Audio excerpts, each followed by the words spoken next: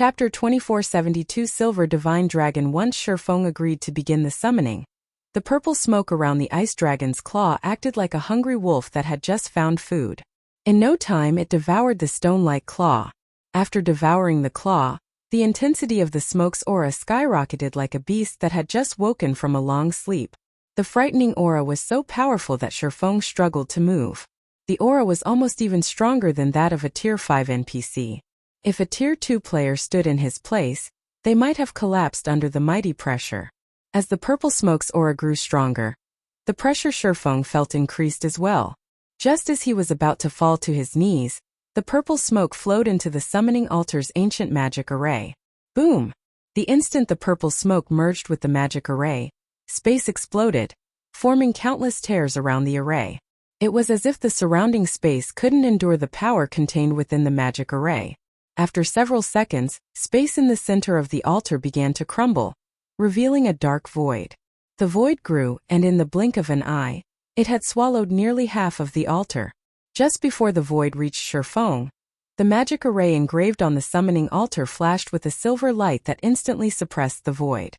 It stopped the growing darkness at the edge of the altar, preventing its further expansion. However, due to the void's presence, the mana density around Shifeng steadily decreased. A void land. Shifeng stared at the black hole before him, astonished. What is going on? The summoning tower used a sacrificial medium to open a portal to an otherworld, from which players could guide their target creature. Naturally, the magic array would use stronger mediums to open stronger otherworlds. Yet, after devouring the ice dragon's claw, the summoning altar had opened a portal to a void land. A void land was a land of death, in which very few creatures in God's domain could survive. Void lands didn't even contain a trace of energy, much less mana. As Shifeng stared, confused, the sound of a system notification reached his ears. System. You have triggered the epic quest, Void Cage. Quest content. Release the silver divine dragon that is imprisoned deep in the void land. Rewards unknown. There is no penalty for failing this quest. Do you wish to accept this quest? A silver divine dragon? Shifeng's astonishment only grew when he heard the notification.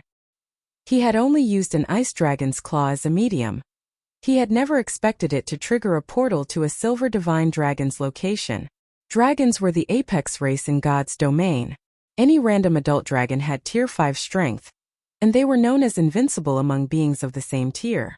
Not even human heroes, individuals who had received God's blessings, were a match for dragons of the same tier. However, not all dragons were equal. Divine dragons were dragons with the primeval dragon bloodline. Rather, they had a significant fraction of the primal dragon's bloodline. Normal dragons only had negligible traces of the primal dragon's bloodline. The difference between a divine dragon and an ordinary dragon's strength was on par with the difference between an archaic species and an ordinary monster. The two were on completely different levels. At most, ordinary dragons were invincible among creatures of the same tier. Divine dragons, however, could transcend tiers.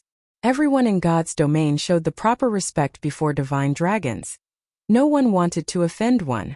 Shifeng doubted that even the jealous witch, who was as devastating as a natural disaster, was a match for a Tier 5 divine dragon.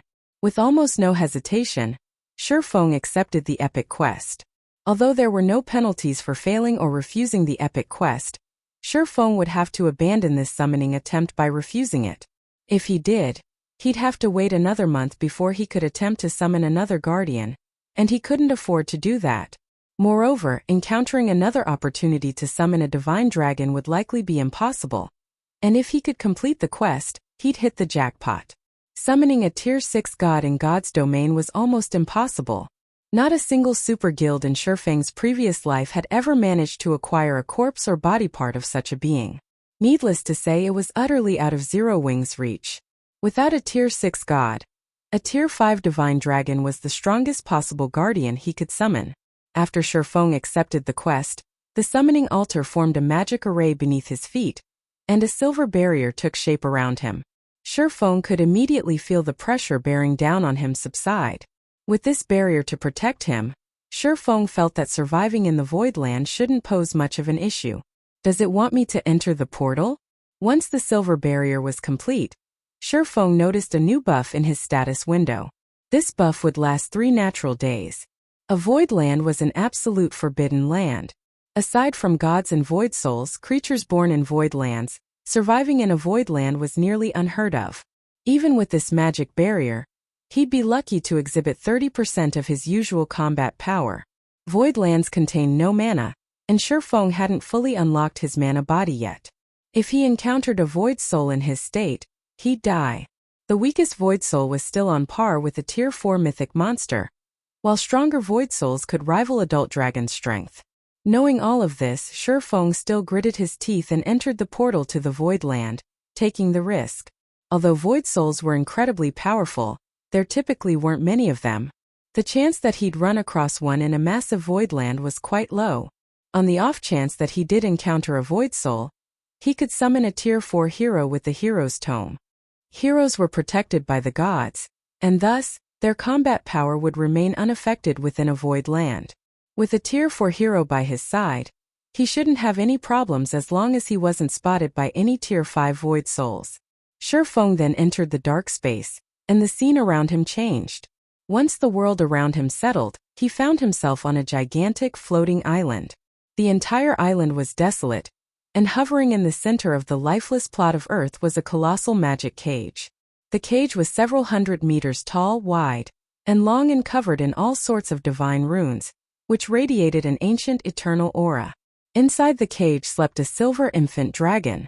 Even trapped, the infant dragon's aura was unsuppressed, and as it washed over Shifeng, he struggled to breathe. What a powerful life rating.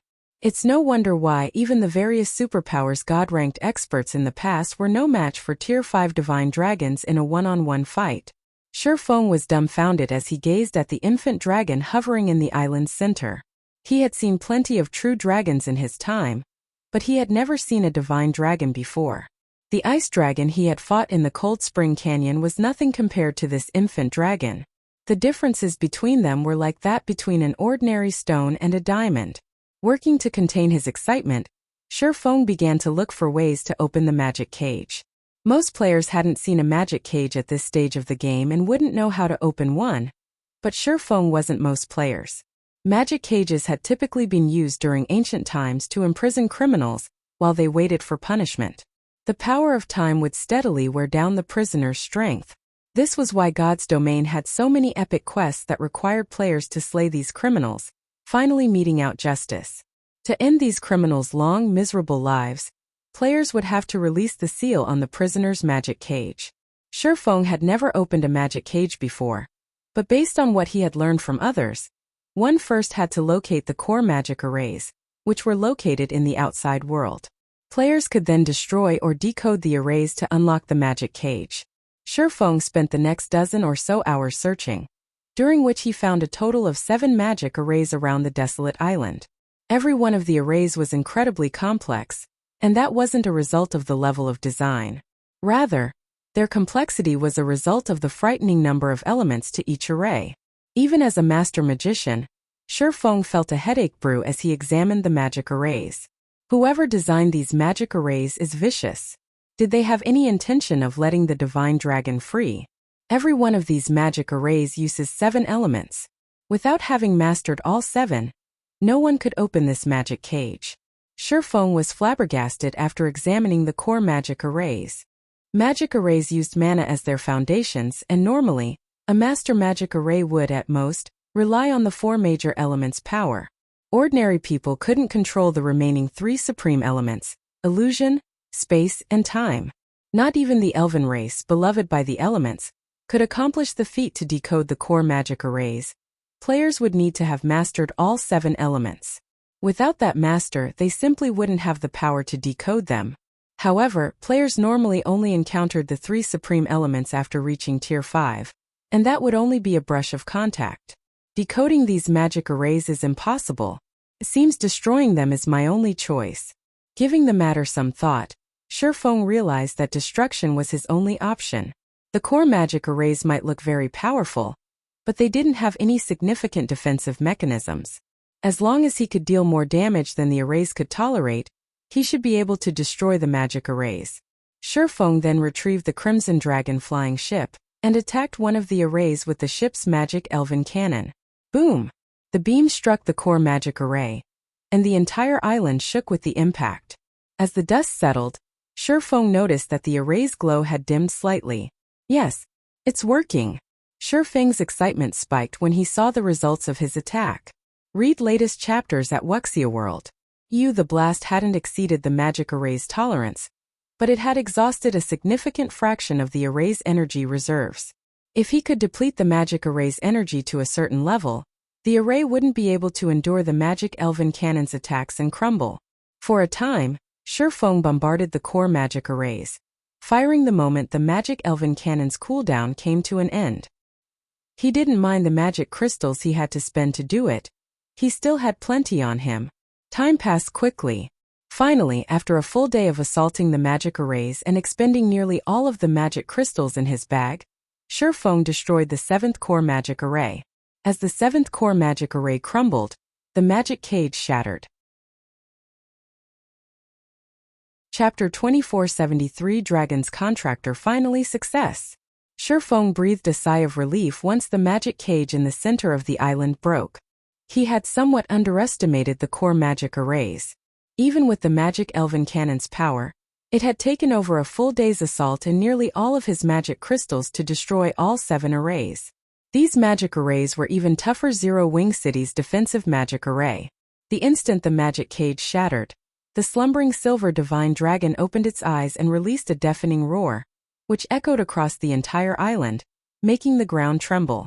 The infant dragon spread its wings, flapping them and creating a powerful storm that blew away the remains of its confinement.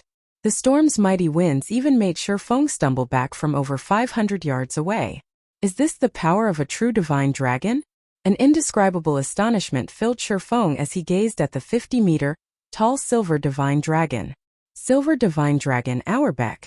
Dragon, mythic level? HP? 2. / He couldn't discern the divine dragon's level, but its statistics revealed that it was a bona fide tier 4 mythic. Despite the fact that it was only a mythic monster, the silver divine dragon felt as if it had absolute dominance over the world around it. Even the high magic elf Unsealed was a weakling next to this silver divine dragon. Shifeng had been able to resist, albeit slightly, Unsealed's power, but standing before Audiobook, he couldn't even consider resisting. Movement was immensely difficult in Audiobook's presence, much less fighting. If this infant dragon willed it, it could slay him with a thought, and he wouldn't even get the chance to summon a tier 4 hero. Now free of its magic cage, Audiobook landed before Shifeng and asked, "Little human, are you responsible for releasing me from my cage?"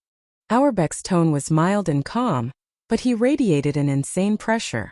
When Shifeng heard the divine dragon's question, he felt as if the heavens themselves were demanding an answer, and there was no room for lies. "Yes, Lord Divine Dragon. I destroyed the magic cage's core magic arrays and freed you," Shifeng replied, his tone neither too humble nor too arrogant as he suppressed his building anxiety. Dragons were inherently prideful creatures. After all, they stood at the peak of God's domain and viewed lesser creatures with little to no importance. However, dragons were a race that also respected strength. If one proved themselves, they could earn dragons' recognition.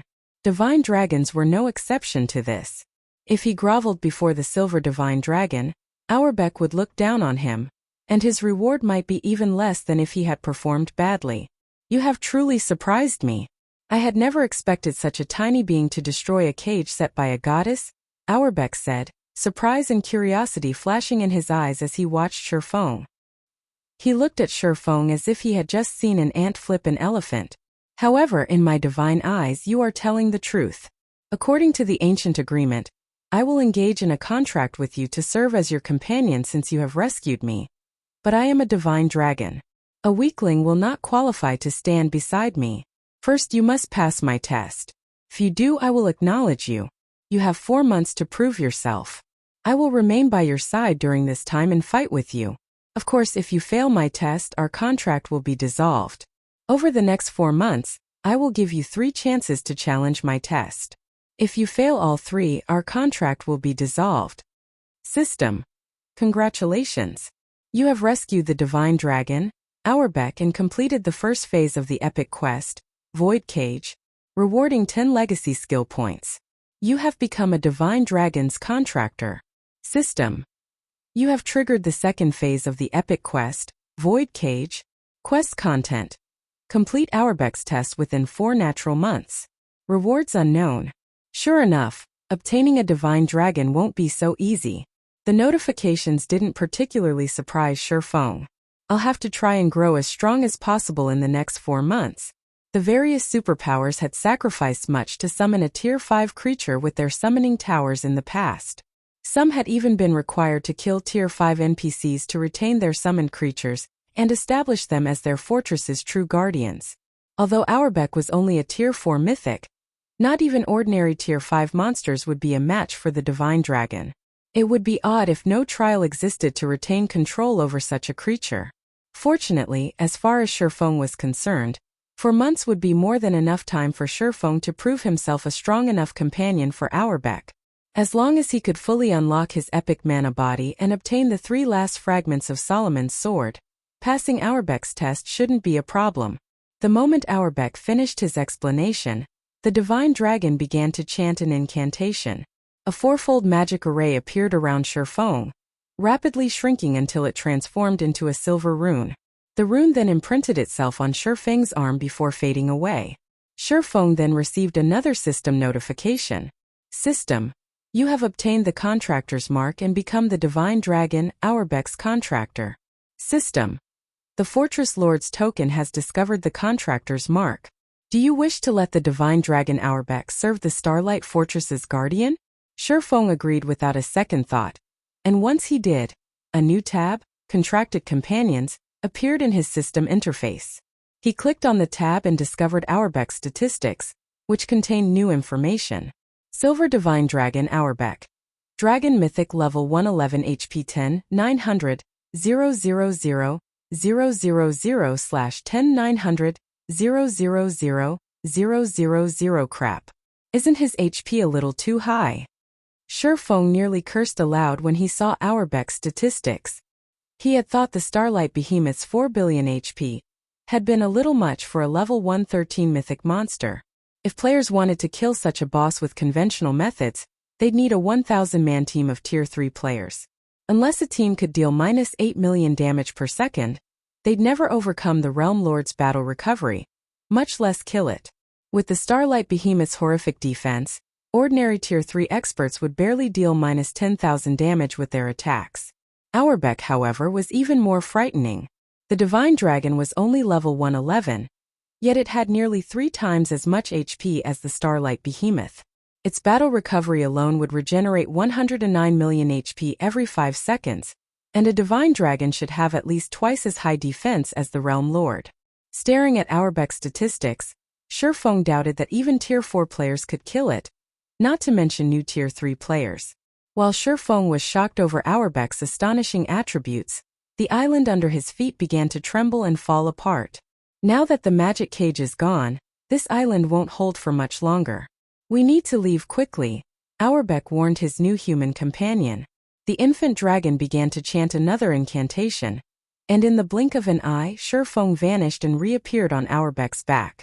The silver Divine Dragon then spread his wings and with a flap, transformed into a streak of light, flying toward the spatial tear the summoning tower had opened and leaving the void land. Meanwhile, Divine Tribes members were hard at work repairing the Starlight Fortress's infrastructure. They'd also begun constructing hotels and shops. To better manage the fortress, Divine Tribe had sent over 100 Tier 3 personal guards to garrison the fortress, all of which were tasked with patrolling the streets and protecting the fortress's various establishments. While Phythalia and the other Divine Tribe upper echelons planned the patrol routes for the personal guards, something odd happened to the summoning tower in the south end of the fortress. Divine runes began to appear around the lightless tower, illuminating the structure with a dazzling glow. Suddenly, an intense aura washed over the Starlight Fortress, and every player within felt stifled, struggling to move. Where is this aura coming from? What is going on over there? Did we miss a guardian boss? Everyone turned toward the brilliantly lit summoning tower, growing anxious. Even Phythalia and the guild's other upper echelons, who met in their temporary residence, wore grim expressions. None of the Guardian bosses they had faced had such a powerful aura. Yet Divine Tribe's team had still relied on a Tier 4 hero summoning scroll to defeat them. Even then, the Silver Lion Legion had suffered significant losses. Now that the Tier 4 hero they had summoned had gone, they didn't have a Tier 4 combatant in the fortress. If another Guardian boss had truly appeared, the consequences would be dire. They had already invested a considerable amount of resources into repairing a portion of the Starlight Fortress. If they had to fight in another huge battle, everything they had worked for would crumble, even before the various superpowers experts arrived. Quick look. Something's above the summoning tower. Read latest chapters at Wuxia World. Isn't that a spatial tear? Why is there a spatial tear over the tower? The fortress's players recognized the dark tear for what it was immediately, and as it grew, they were overcome with curiosity and confusion. Suddenly, a streak of light flew from the spatial tear, and a figure appeared before them all. As they got a clearer look, what they saw rendered them all dumbfounded. A dragon! Chapter 2474 Fortress Startled. Why has a dragon appeared? Phathalia's expression darkened when she saw the divine dragon, which was over 100 meters long, in the sky. She had seen a dragon personally during a quest, and was certain that it was a disastrous creature. Neither players nor NPCs, not even NPC cities, could stand before a dragon's might. She had watched a dark dragon destroy an empire's border city, and annihilate any reinforcements the empire had sent. Players like her had only been able to watch as the dark dragon destroyed the NPC city, and the Tier 4 NPC-led army.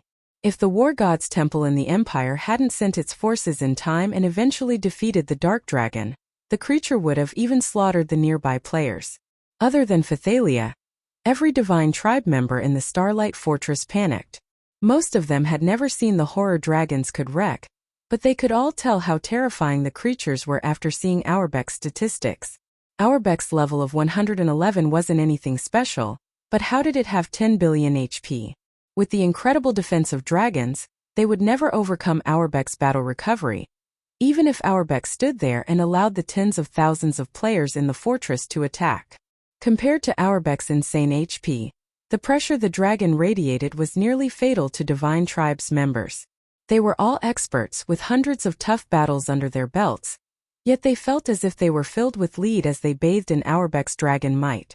In this state, they'd be fortunate if they could muster the strength to flee, much less fight. Why is this happening? McCaffrey despaired as he watched the divine dragon soar above the Starlight Fortress. Like Phathalia, he had witnessed the power dragons wielded. Current players had practically no hope of defeating such a creature. Even if they still had their Tier 4 hero, they wouldn't stand a chance against this dragon. Still, Divine Tribe had gone to great lengths to secure its temporary residence in the Starlight Fortress, investing tons of manpower and resources to develop it. The loss of abandoning the fortress would be extraordinary. We don't have a choice. McCaffrey, notify all Tier 3 players and tell them to prepare for battle. I'll try to attract the dragon's attention, while you get everyone out of the fortress. Once we convene, we'll try to lure it away, Phathalia said, taking in a deep breath as she prepared herself for a final struggle. They knew they were no match for the dragon, but if Auerbach wasn't here to capture the Starlight Fortress, they only needed to lure the creature away to save it. Isn't the price of this plan a little too high, Commander Phathalia? McCaffrey paled a bit when he heard the command. Phathalia wanted to lure the dragon out of the fortress, but even ordinary players would realize that Auerbach could likely kill Tier 3 players with a single hit. His commander intended to use their players' 1W Tier 3 experts as bait. The various superpowers Tier 3 experts were desperately grinding to level up. If they sacrificed so many of their guild's Tier 3 experts now, Divine Tribe would find itself at a disadvantage when it competed with the various superpowers later. This is our only option, Phathalia said. If we don't lure the dragon out of the fortress, everything we've invested thus far will go to waste. As long as we can draw the dragon out, we can recoup our losses with the Starlight Fortress's conveniences. I understand. Gritting his teeth, McCaffrey began to contact the Tier 3 players in the fortress. As Phathalia had said, the levels they'd have to sacrifice to lure Auerbach away would be nothing as long as they secured their hold on the Starlight Fortress. The fortress offered massive advantages after all. Suddenly, Crimson Witch interrupted, pointing at the divine dragon in astonishment. Commander Phythalia, it looks like there's a player on the dragon's back. A player? How is that possible? For a moment, Phythalia assumed Crimson Witch was hallucinating. They were talking about a Tier 4 dragon. Even if it were only an infant dragon, it still wouldn't degrade itself by serving as a mount, not even for Tier 4 or 5 NPCs. In God's domain, there were individuals known as Dragon Knights that could ride dragons after capturing and nurturing a Tier 3 newborn dragon. These Dragon Knights stood at the very apex of God's domain, and they even demanded respect from emperors. But riding a dragon was nothing but a dream with players' current strength. And yet, as soon as Phythalia finished her question and turned toward the divine dragon, the sight stunned her. She could actually see someone standing on Auerbek's back. Although she couldn't tell who it was due to the bright light emitting from the divine dragon, she could spot the green diamond marker, which only players possessed, hovering above the figure's head when she squinted. Before she could recover from her daze, however, Auerbek began to descend.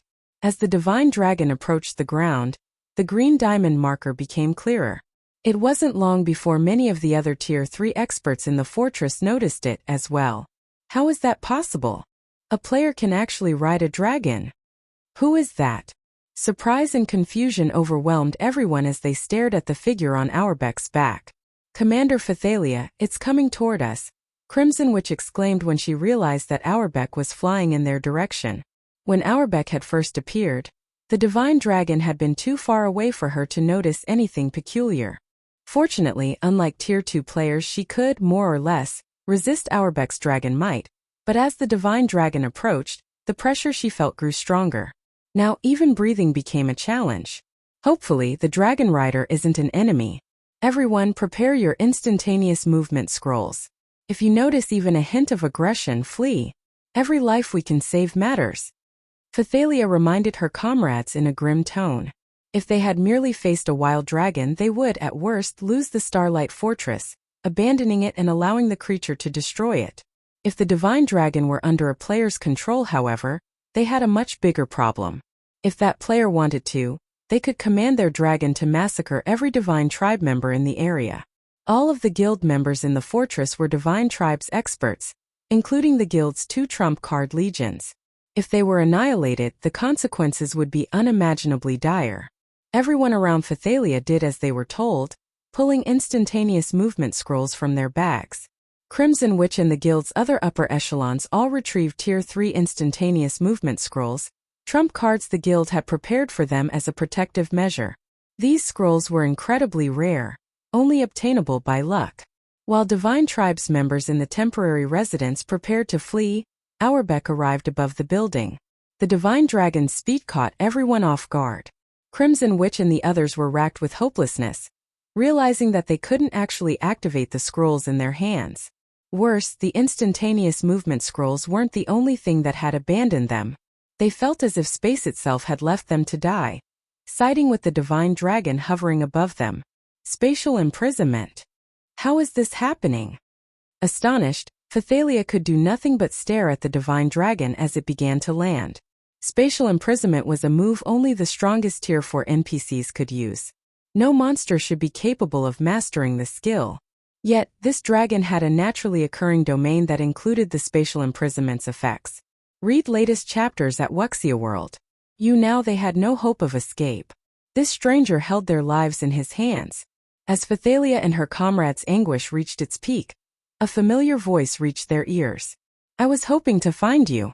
I'm glad you're all here. As the dragon's rider spoke, he jumped down from Auerbek's back. Seeing the player up close, everyone was stupefied. Guild leader Black Flame. Chapter 2475. All sides shaken when they realized that the figure riding Auerbek had been Shurfeng. Silence fell in Divine Tribe's temporary residence as everyone stared at the swordsman. McCaffrey and Crimson Witch, in particular, watched Shurfeng walk toward them with dropped jaws. They both felt as if they were looking at a monster with limitless strength. Whenever they thought that they had seen the depths of Shurfeng's, they soon learned that all they had seen was a fraction. Shurfeng's Crimson Dragon flying ship, for example, and the domain tools he had used to suppress the Starlight Behemoth and strengthen the Silver Lion Legion. The various superpowers coveted these items, yet they couldn't get their hands on them. Shifeng, on the other hand, had them all. Moreover, Shifeng had successfully captured the Starlight Fortress, a feat none of the various superpowers could accomplish at this stage of the game. And now, Shifeng even had a dragon. Dragons were creatures of ultimate destruction in God's domain. Even the various NPC kingdoms and empires got headaches whenever one showed up, and yet Shifeng had one under his control. Even if Audiobook were only a Tier 4 infant dragon, it would be more than enough to deter the various superpowers from attacking the Starlight Fortress. So this is why he's so confident. Realization dawned on Phythalia when she glanced at the divine dragon standing silently behind Shifeng. She now had an inkling of why Shifeng had rejected her proposal, after learning that the Western continent's superpowers might band together to target his fortress. With Audiobook here, the superpowers experts would have to be suicidal to cause a ruckus in the Starlight Fortress. They wouldn't even have the chance to escape if Audiobook set his sights on them.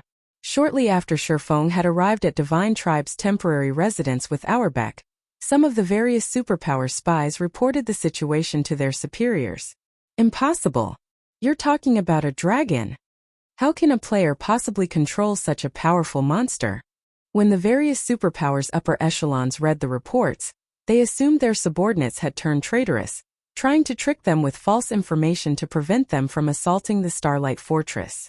However, as these upper echelons continued to receive similar reports from other spies in Divine Tribe, they couldn't deny the truth. There was no way all of their spies had turned against them at once. To gain more information and a better understanding of the situation in the Starlight Fortress, they had secretly paid a huge price to turn some of Divine Tribe's members in the fortress to their side. Naturally, they had ensured that none of the bribed players knew about each other to prevent these players from collaborating to provide false information for Divine Tribe's benefit. Although the reports were unbelievable, it was undeniable after receiving reports from over a dozen spies. Once they had verified the information, a commotion swept through the various superpowers. Some of the superpowers that had planned to assault the fortress began to hesitate.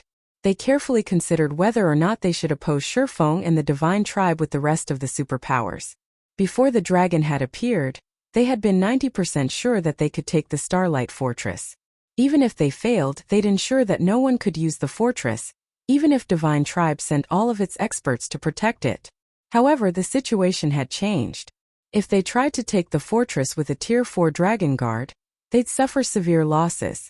Players didn't have a snowflake's chance in hell of defeating a Tier 4 dragon, which was a fact the various superpowers had long since verified. Since God's Domain's launch, dragons have been responsible for the destruction of many NPC border cities. The Western continent proved to be far more dangerous than the East. Of course, if they gave up on this operation, they'd have a very difficult time finding another opportunity to move against the Starlight Fortress. The fortress had only recently been captured, and even if Divine Tribe had invested a ton of manpower and resources in its repairs, the guild couldn't fully repair the fortress in 3 short days. The Starlight Fortress was at its weakest right now. If they did not assault the Starlight Fortress now, taking it would only become more challenging as time passed. While the various superpowers considered their next move, a 300-man team attacked a demonic creature army camp in a level 100 neutral map, not far from Star Valley. Not only did this campsite house over 6,000 demonic creatures, but everyone was level 110. These demonic creatures were even led by a level 112, mythic-ranked 8-eyed Scorpion King. Despite such a powerful force, however, the 300-man team held an overwhelming advantage in the battle. They even overwhelmed the Scorpion King, not to mention the level 110 Grand Lords. The army's boss couldn't manage to deal any significant damage, while the 300-man team continued to chip away at its HP. The team hadn't suffered a single casualty, even by the time the Scorpion King fell. In contrast, demonic creature corpses littered the ground. We really got lucky this time. Not only did we find a demonic creature campsite, but the Scorpion King also dropped a level 100+ epic battle axe. Thunder, this axe should go to you, a thin man in pitch-black armor said as he handed the battle axe to another man, who stood nearly 3 meters tall and was covered in runes. If McCaffrey had seen this, he would have been astonished. This team was the Hell Legion, the Netherworld Empire's strongest trump card legion. Every member was a Tier 3 player, and they all had the combat standards to rival Grand Lords of the same level. The thin man, shrouded in a dense, lethal aura, felt as powerful as a mythic monster. Commander, we've just received a report from the higher-ups. They claim that a Tier 4 infant dragon is guarding the Starlight Fortress, and because of this, many superpowers have abandoned the notion of assaulting the fortress. Our superiors are warning us to be careful. A Tier 3, black-clad assassin suddenly informed the thin man. An infant dragon? The man's lips curled into a smile. How interesting. It's no wonder why they captured the Starlight Fortress disregarding the consequences, but if they think that can stop us, they're mistaken. Other superpowers might be afraid of the dragon that protected the Starlight Fortress, but the Hell Legion was not. Read latest chapters at Wuxia World. The reason was very simple. There was only one dragon in the fortress, while the Hell Legion had 300 players. If the Hell Legion went on a rampage inside the fortress, they could slay hundreds or thousands of players before the dragon would reach them. They'd also be able to escape the dragon's pursuit. They weren't concerned that they couldn't take down the Starlight Fortress in the least. Commander, I've received another important message. You've received a request to negotiate with Phythalia, the black-clad assassin added. Phythalia? The thin man smiled when he heard the name. Since an old friend has so graciously invited me, I must show her the proper respect. Pack up, everyone. We're heading to the Starlight Fortress. Chapter 2476, Frightening Divine Dragon. Star Valley, Starlight Fortress. With Hell Rush in the lead, the Hell Legion finally reached the Starlight Fortress after more than 5 hours of continuous fighting. The fortress had already undergone 2 days of repairs and looked nothing like it had. Not only did the fortress have a new physical look, but its magic array was now fully active as well. A layer of mana enveloped the fortresses, creating an oasis in the Star Valley's mana-thin environment. Moreover, a faint layer of mist surrounded the fortress walls, adding hints of mystery and solemnity. This ancient fortress is amazing. Its mana is so dense. If we could train in the fortress long-term, our mana control would improve significantly. That's not all. If we can live and train here, we could even improve our combat standards. It's no wonder why the higher-ups asked us to take action. If we can take this fortress, we could boost our internal and core members' development speed. We wouldn't have to compete for entry slots to the demonic mist secret land every week. When the Hell Legion members saw the Starlight Fortress in the distance, their eyes glowed with excitement. The western continent lacked mana, which was why areas with high mana density became targets for the various superpowers. Players could improve their mana affinity when in those areas, and they'd have a clearer mind while training. This would be of great help as players tried to gain more control over mana. Because of this, whenever a player discovered a mana-dense area, a war between guilds shortly followed. Even the various superpowers participated. Of the mana-dense environments the Hell Legion's members had experienced thus far, none could hold a candle to the Starlight Fortress. The fortress's mana was dense enough that it would even be extremely helpful to experts of their caliber. Commander, Divine Tribe is behaving strangely. They've only sent one party to guard the front gate. They didn't even bother to send a Tier 3 NPC. Aren't they afraid that players will barge in? A Tier 3 ranger in blue leather armor commented when he only saw 6 Tier 2 players by the Starlight Fortress's entrance. In the West, ruling guilds were even required to dispatch Tier 3 NPC guards to the fortress that already had NPCs. The front gate was every fortress's weakest point, even with the defensive magic array active. If a team attacked the front gate before the gate's defensive mechanisms could be engaged, they could destroy the gate and open the fortress to invasion. Thus, powers typically sent in plenty of powerful Tier 3 NPCs to protect the front gate after capturing a fortress. Divine Tribe, however, had done the exact opposite. The guild hadn't even sent a single Tier 3 player to protect the Starlight Fortress's gate, much less Tier 3 NPCs. Moreover, there were only 6 Tier 2 players by the entrance. Divine Tribe was practically begging for another power to attack. Even if the guild wasn't worried about hostile forces destroying the front gate, it was still an important location. Players would hand over their entrance fees at the gate. After all, and those coins would be kept in the gate's storage before being transported to the Fortress Lord's mansion at regular intervals. If players plundered the coins during delivery or from the gate's storage, the ruling power would suffer for its lack of security. That's not our concern. Get ready, everyone. We're going in, Hell Rush declared, ignoring Divine Tribe's careless organization. As far as he was concerned, whether or not Divine Tribe sent Tier 3 NPCs to guard the front gate didn't matter to the Hell Legion. If the Hell Legion wanted to break that gate down, Divine Tribe couldn't stop them. Following their orders, the Hell Legion's members summoned their advanced ranked guild mounts, the Magic Horn Steed. The Magic Horn Steeds were large, the size of adult elephants. When 300 Magic Horn Steeds charged as a group, even the ground trembled under their hooves. Once the Legion reached the gate, however, the party of 6 remained indifferent. They neither seemed afraid nor awed by the sight of the mighty Hell Legion. Rather, they calmly approached Hell Rush. "May I know why you're all here?" a level 105 Tier 2 knight asked. Fearlessly, he explained, "The fortress is still sealed, and uninvited players cannot enter. We've received an invitation from Commander Phythalia. You may notify her that the Hell Legion has arrived," Hell Rush proudly announced, looking down at the 6 Divine Tribe members before him. "So you're Commander Phythalia's guests. I'll contact her for authorization immediately. Please wait a moment." When the Tier 2 Guardian Knight heard that the Hell Legion were here at Phythalia's request, he contacted the commander and asked her to grant Hell Rush and his companions permission to enter the fortress. Not long after the Guardian Knight reported to his superior, he began to chant an incantation while watching the Hell Legion. Once he finished, a runic mark appeared on the back of their hands. "All right, you now have temporary permission to enter the Starlight Fortress," the Tier 2 Guardian Knight informed the guests. He then warned them with a heavy tone, "However, before you go in, I must inform you of something. Currently, a dragon is resting in the fortress, and the mana isn't fully stable yet. So once you enter the fortress, I hope that you won't cause too much of a commotion. You shouldn't anger the dragon.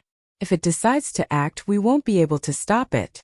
I hope you can understand." As the Tier 2 Guardian Knight finished his warning, the Hell Legion's members couldn't contain their grins. They acted as if the Guardian Knight had told the funniest joke in the world. Surely, this Tier 2 Guardian Knight was trying to scare them. But who were they, exactly? They were members of Netherworld Empire's strongest trump card Legion. They had encountered dragons far more often than the various superpowers experts. They knew just how powerful a Tier 4 dragon was. They were even confident of defeating one, much less surviving its wrath. After all, it wouldn't be the first time.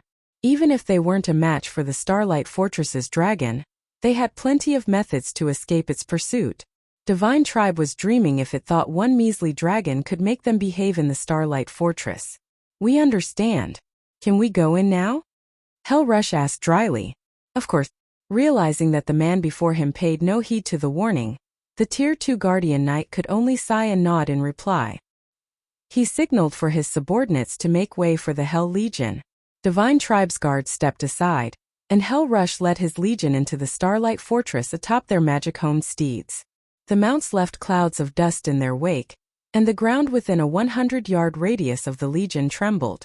The Hell Legion had no intention of keeping a low profile. As the Hell Legion entered the fortress, however, they felt an intense pressure bear down on them, and every member of the legion struggled to move. Some of them nearly fell off their steeds. What's going on? Why is there such immense pressure in the fortress? Read latest chapters at Wuxia World. Questions filled the Legion members' minds as they fought through the stifling pressure. Before they could find an answer themselves, however, a gigantic figure descended from above.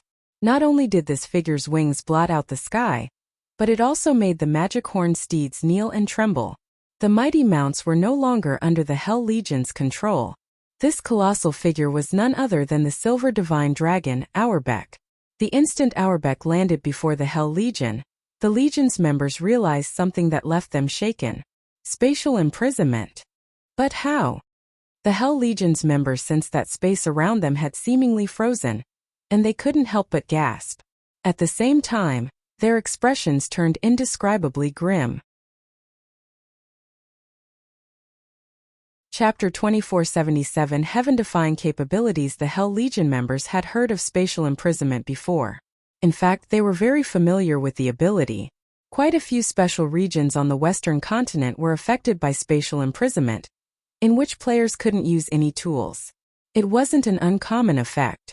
However, sensing the spatial imprisonment here had a different meaning. Here it was one of the dragon's passive abilities. Crap! How are they so blessed by the system? Not only did it give them such a powerful dragon, but the dragon can even use spatial imprisonment. Who could possibly stop that? Thunder Beast, a primitive man that stood at nearly 3 meters tall, cursed as he lost his earlier complacence. The Hell Legion knew how powerful dragons were. Not only had they encountered multiple dragons in the past, but they had also clashed with a few of them. This was why they had dared to venture to the Starlight Fortress, even after learning that a dragon guarded it. Of all the dragons they had come across, however, none came close to comparing with the silver divine dragon standing before them. It was only a tier 4 infant dragon, yet the dragon might Auerbach radiated made it difficult to move. Not even the tier 5 dark magic dragon they had met could do this. To make matters worse, Auerbach had mastered spatial imprisonment, which only a few Apex tier 4 NPCs could master. The Hell Legion had no chance against such a foe. Once he landed, Auerbach quietly observed the Hell Legion, and its members froze under the dragon's gaze. Auerbach then approached the Legion as they watched his every step. The closer Auerbach got, the stronger the pressure the Hell Legion members felt became. The Hell Legion's members began to regret their decision to come to the fortress, realizing they had acted a little too rashly. Had they judged the dragon's strength properly before causing a scene in the fortress, they wouldn't have been caught off guard. Wolf, your group will activate the mana barrier. Hell Rush shouted at the tier 3 ranger beside him after seeing his teammates' growing despair. The rest of you will use that chance to retreat. Auerbach was far stronger than he had expected, but Divine Tribe was dreaming if it thought it could corner the Hell Legion with one dragon. If any other superpowers trump card Legion stood in the Hell Legion's place, they'd be helpless. But the Hell Legion wasn't just any legion. No ordinary super guild could match the legacies and ancient technology Netherworld Empire had obtained. The blue-clad ranger, Black Wolf, and the several players beside him gritted their teeth as they each pulled a dark gray crystal from their bags. They then began to chant an incantation. Dense mana radiated out from Black Wolf and his comrades. It formed a pitch-black barrier that swallowed the Hell Legion. Once the magic barrier had taken shape, the Hell Legion members were freed from Auerbach's spatial imprisonment. Hell Rush released a held breath in a deep relieved sigh. He then commanded, "Good. Everyone, use your return scroll and retreat." The mana barrier was Netherworld Empire's greatest creation. This barrier couldn't suppress their enemies, but it would create a domain for a short time, freeing the players within from any restrictive effects. With the help of the mana barrier, players could even use return scrolls in areas that prohibited their use. Moreover, the defensive barrier would prevent anything from entering once active. The mana barrier was the best life-saving and defensive tool currently available in God's domain. Hell Rush had wanted to save the mana barrier for their assault on the Fortress Lord's mansion, but right now he couldn't care less about that. With their commander's order echoing in their ears, the Legion's members retrieved their return scrolls and began to activate them. Meanwhile, Auerbach swiped at the barrier with a claw. Boom! A massive explosion shook the Starlight Fortress as Auerbach's claw collided with the mana barrier. However, the attack didn't even crack the barrier, much less shatter it. This scene left the nearby Divine Tribe members stupefied. They had never expected the Hell Legion to have such a powerful card. They had already witnessed the Silver Divine Dragon's strength. Ordinary tier 4 mythics were children in comparison. And yet, the mana barrier remained intact even after taking a blow from the Divine Dragon. The barrier's defensive strength was even greater than the Starlight Fortress's walls when the magic array had been inactive. So what if you have a tier 4 dragon? You're 100 years too early if you think you can make an example of the Hell Legions.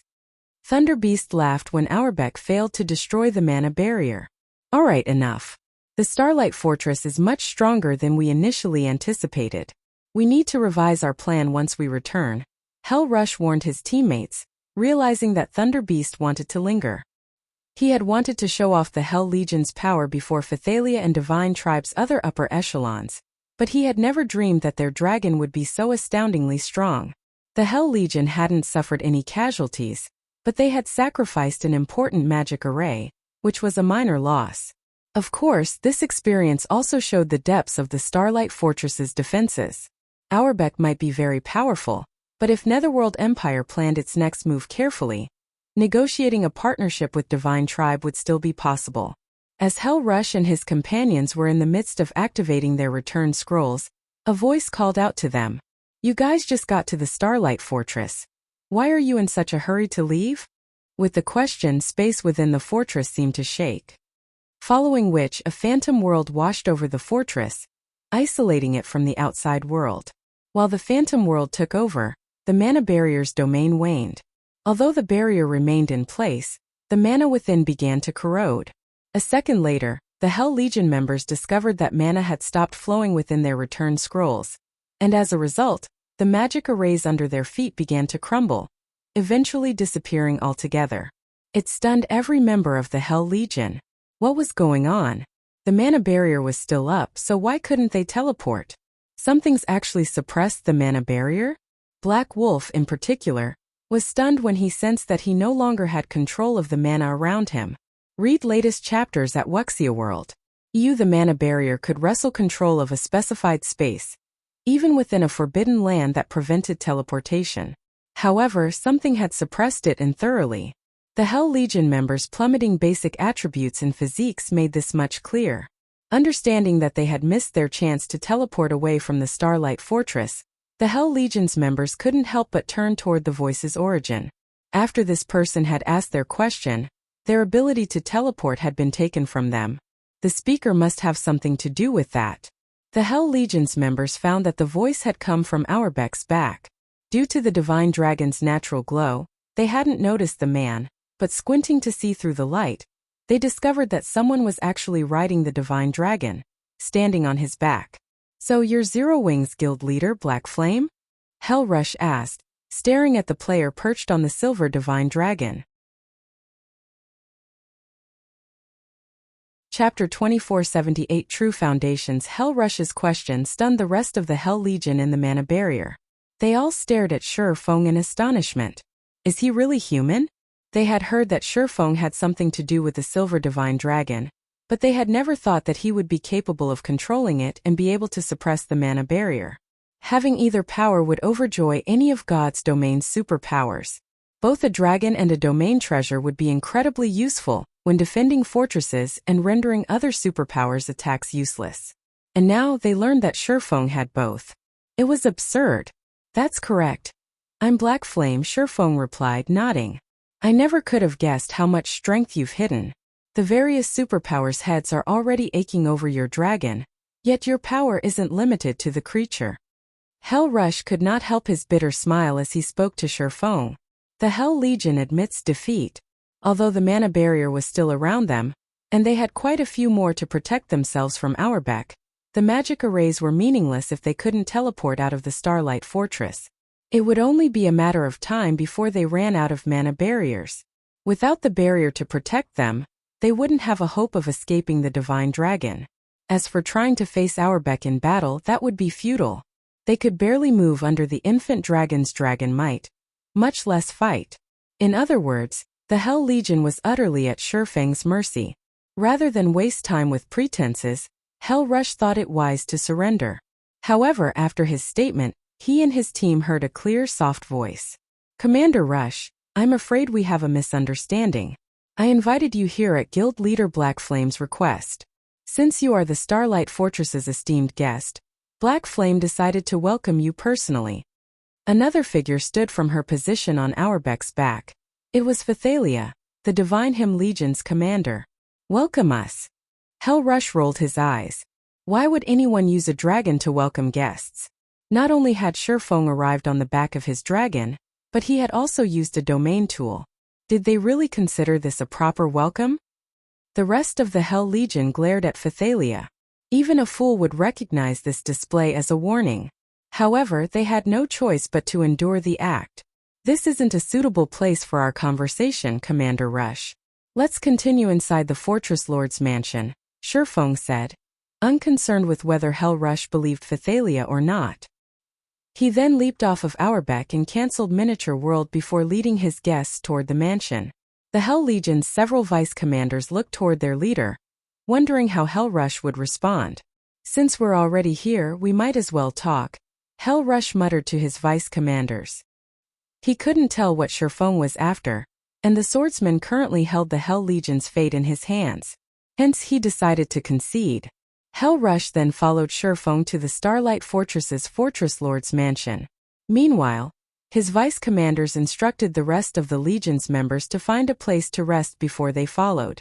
When Hell Rush and his entourage walked toward the Fortress Lord's mansion, located in the fortress's core, they were shocked. As they grew closer to the mansion, they could feel the mana growing denser. They sensed that the mana around them had already become 30% denser when they were only halfway to their destination. A 30% increase could raise their training efficiency with combat techniques, skills, and spells by at least 50%, and it would be particularly prominent when practicing advanced and bronze combat techniques. Training in this environment would yield even better results than when they trained in the mana-dense secret lands under Netherworld Empire's control. What is that place? Hell Rush asked, noticing an ancient tower a short distance away from the Fortress Lord's mansion. The tower only had 5 floors, but the concentration of mana around it was second only to the Fortress Lord's mansion. Even in the Starlight Fortress's high mana environment, the tower stood out like a shining beacon. That's the fortress prison, Phythalia explained. It's where we intend to keep players who cause trouble, similar to the prisons in NPC cities. It's the same as the prisons in NPC cities? Hell Rush wore a grim expression after hearing Phythalia's answer. His vice commanders stared at the ancient tower in horror. If they died within the fortress, they would, at most, lose a level and a piece of equipment. With the Hell Legion's strength, they could recover from the losses in no time. But none of them wanted to face imprisonment after a death. That outcome would be even worse than if they died 3 or 4 times in a row. Time was more important than money in God's domain, especially for frontline players. Opportunity waited for no man. They would only have the highest chances of growing stronger by maintaining their positions at the forefront of the game's player base. And they might even find a rare opportunity that could change their fates. If they were stuck in jail for 5 or 6 days, however, they'd fall behind, and catching up would be insanely difficult. A dragon? A domain tool? Those were insignificant compared to the fortress prison. Audiobook might be able to annihilate the Hell Legion with the help of a domain tool, but the Legion's members would recover to their peak in 3 or 4 days. They might even become stronger than they had been. Spending a handful of days in the prison, on the other hand, would cripple the Legion. Catching up would take at least 1 to 2 months. The fortress prison alone was more than enough to deter any power from assaulting the Starlight Fortress. While Hell Rush and his vice commanders secretly plotted to investigate the fortress prison, they arrived at the mansion. The Fortress Lord's mansion was now fully repaired, and looked like a castle from a fantasy novel. An ancient, mysterious aura surrounded the castle, and the ambient mana within its vicinity was mesmerizing. There was simply no comparison between the mana here and the mana in the rest of the fortress. For a moment, Hell Rush and the others even had the urge to stay for the rest of their lives. Guild leader Black Flame, may I know what business you have with us? If you'd like to discuss something, please get to the point. I'm not fond of posturing and word games, Hell Rush told Shifeng seriously. Hell Rush now had a good understanding of the Starlight Fortress's situation. In his opinion, capturing or causing a ruckus in the fortress was simply impossible for the various superpowers, including Netherworld Empire. He couldn't think of a reason that Shifeng would specifically invite the Hell Legion to talk. Now that you've seen the Starlight Fortress for yourselves, I'm sure you're quite interested in the fortress. I've asked you here to negotiate an alliance. Although I can't offer a temporary residence, I would like to offer Netherworld Empire's members a 40% discount on all basic expenditures within the Starlight Fortress, Shifeng explained, chuckling. 40%? Are you serious? The offer instantly tempted Hell Rush. Star Valley was a forbidden land far away from civilization, and travel to the map was incredibly inconvenient. This was precisely the reason that Netherworld Empire wanted the Starlight Fortress's sole temporary residence. If his guild could secure a residence within Star Valley, Netherworld Empire's members could teleport to the Forbidden Land, saving plenty of travel time and coins. Although not having a temporary residence would be inconvenient, a 40% discount on all basic expenditures within this fortress would allow Netherworld Empire to save a ton on development costs. Basic expenditures weren't limited to facilities such as hotels. Entrance fees would be included, as well, which players had to pay every time they wanted to enter the fortress. The discount wouldn't be a major issue if Netherworld Empire only wished to send a few hundred players, but if the guild sent thousands, a 40% discount could save them an astronomical amount of money. Of course, Shurfeng nodded. What do you need us to do? Hellrush asked. Read latest chapters at Wuxia World. EU with the fortress prison. The Starlight Fortress's operations would be unshakable. Logically, Zero Wing and Divine Tribe shouldn't need Netherworld Empire's help to safeguard the fortress. I wish to borrow the entire Hell Legion for a mission, Shurfeng declared. Borrow the Hell Legion. Hellrush stared at the swordsman in confusion. What do you want us to do? Zero Wing had already allied with Divine Tribe, which was a super first-rate guild and even stronger than some super guilds. It was no exaggeration to claim that Divine Tribe could deal with most matters in the West with relative ease. Zero Wing shouldn't need the Hell Legion's strength for anything. It's nothing major. I only wish to enter Star Valley's God Mode regional dungeon to retrieve an item, Shurfeng stated calmly. Chapter 2479 Starlight's shocking transformation. Everyone was stunned when they heard Shurfeng's goal. None of them had ever thought he'd be crazy enough to enter Star Valley's God Mode regional dungeon.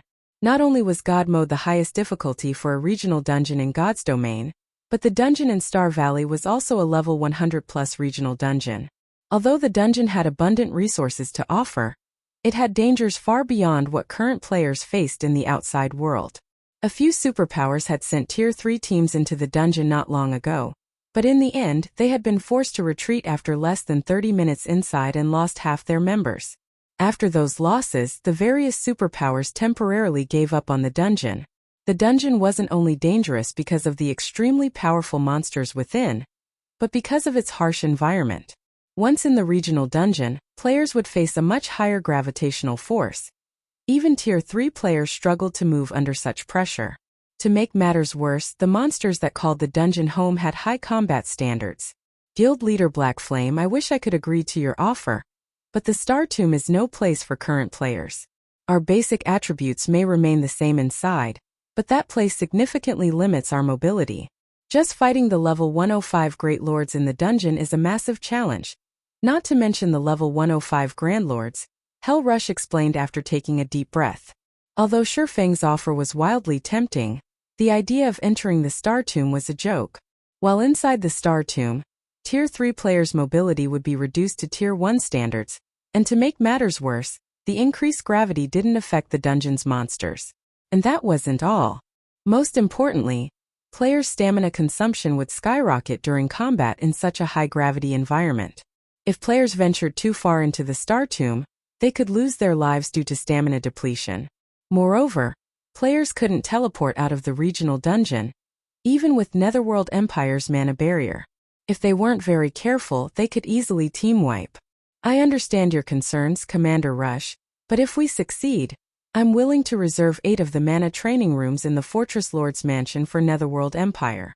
Of course, we'll calculate the fees separately, Shurfeng informed his guest with a chuckle. I'm sure you've sensed how dense the mana is in the mansion, but the mana training rooms have even denser mana. Aside from securing various rare materials, there was another reason that Shurfeng had traveled to the Western continent. He wanted the Star of Light. Without the Star of Light, he had no chance of revitalizing the Tree of Life's withered main branch. The Star of Light was a legendary material that was only available on the Western continent. To be precise, it could only be found within the Star Tomb. Based on the information he had from the past, 3 of the Star Tomb's Stars of Light had dropped while players had explored the regional dungeon for the first time. With the Star Tomb untouched, this was the perfect opportunity to secure one for himself. If he missed this opportunity, his chances of obtaining the legendary material would be miserably low by the time he organized another expedition to the west.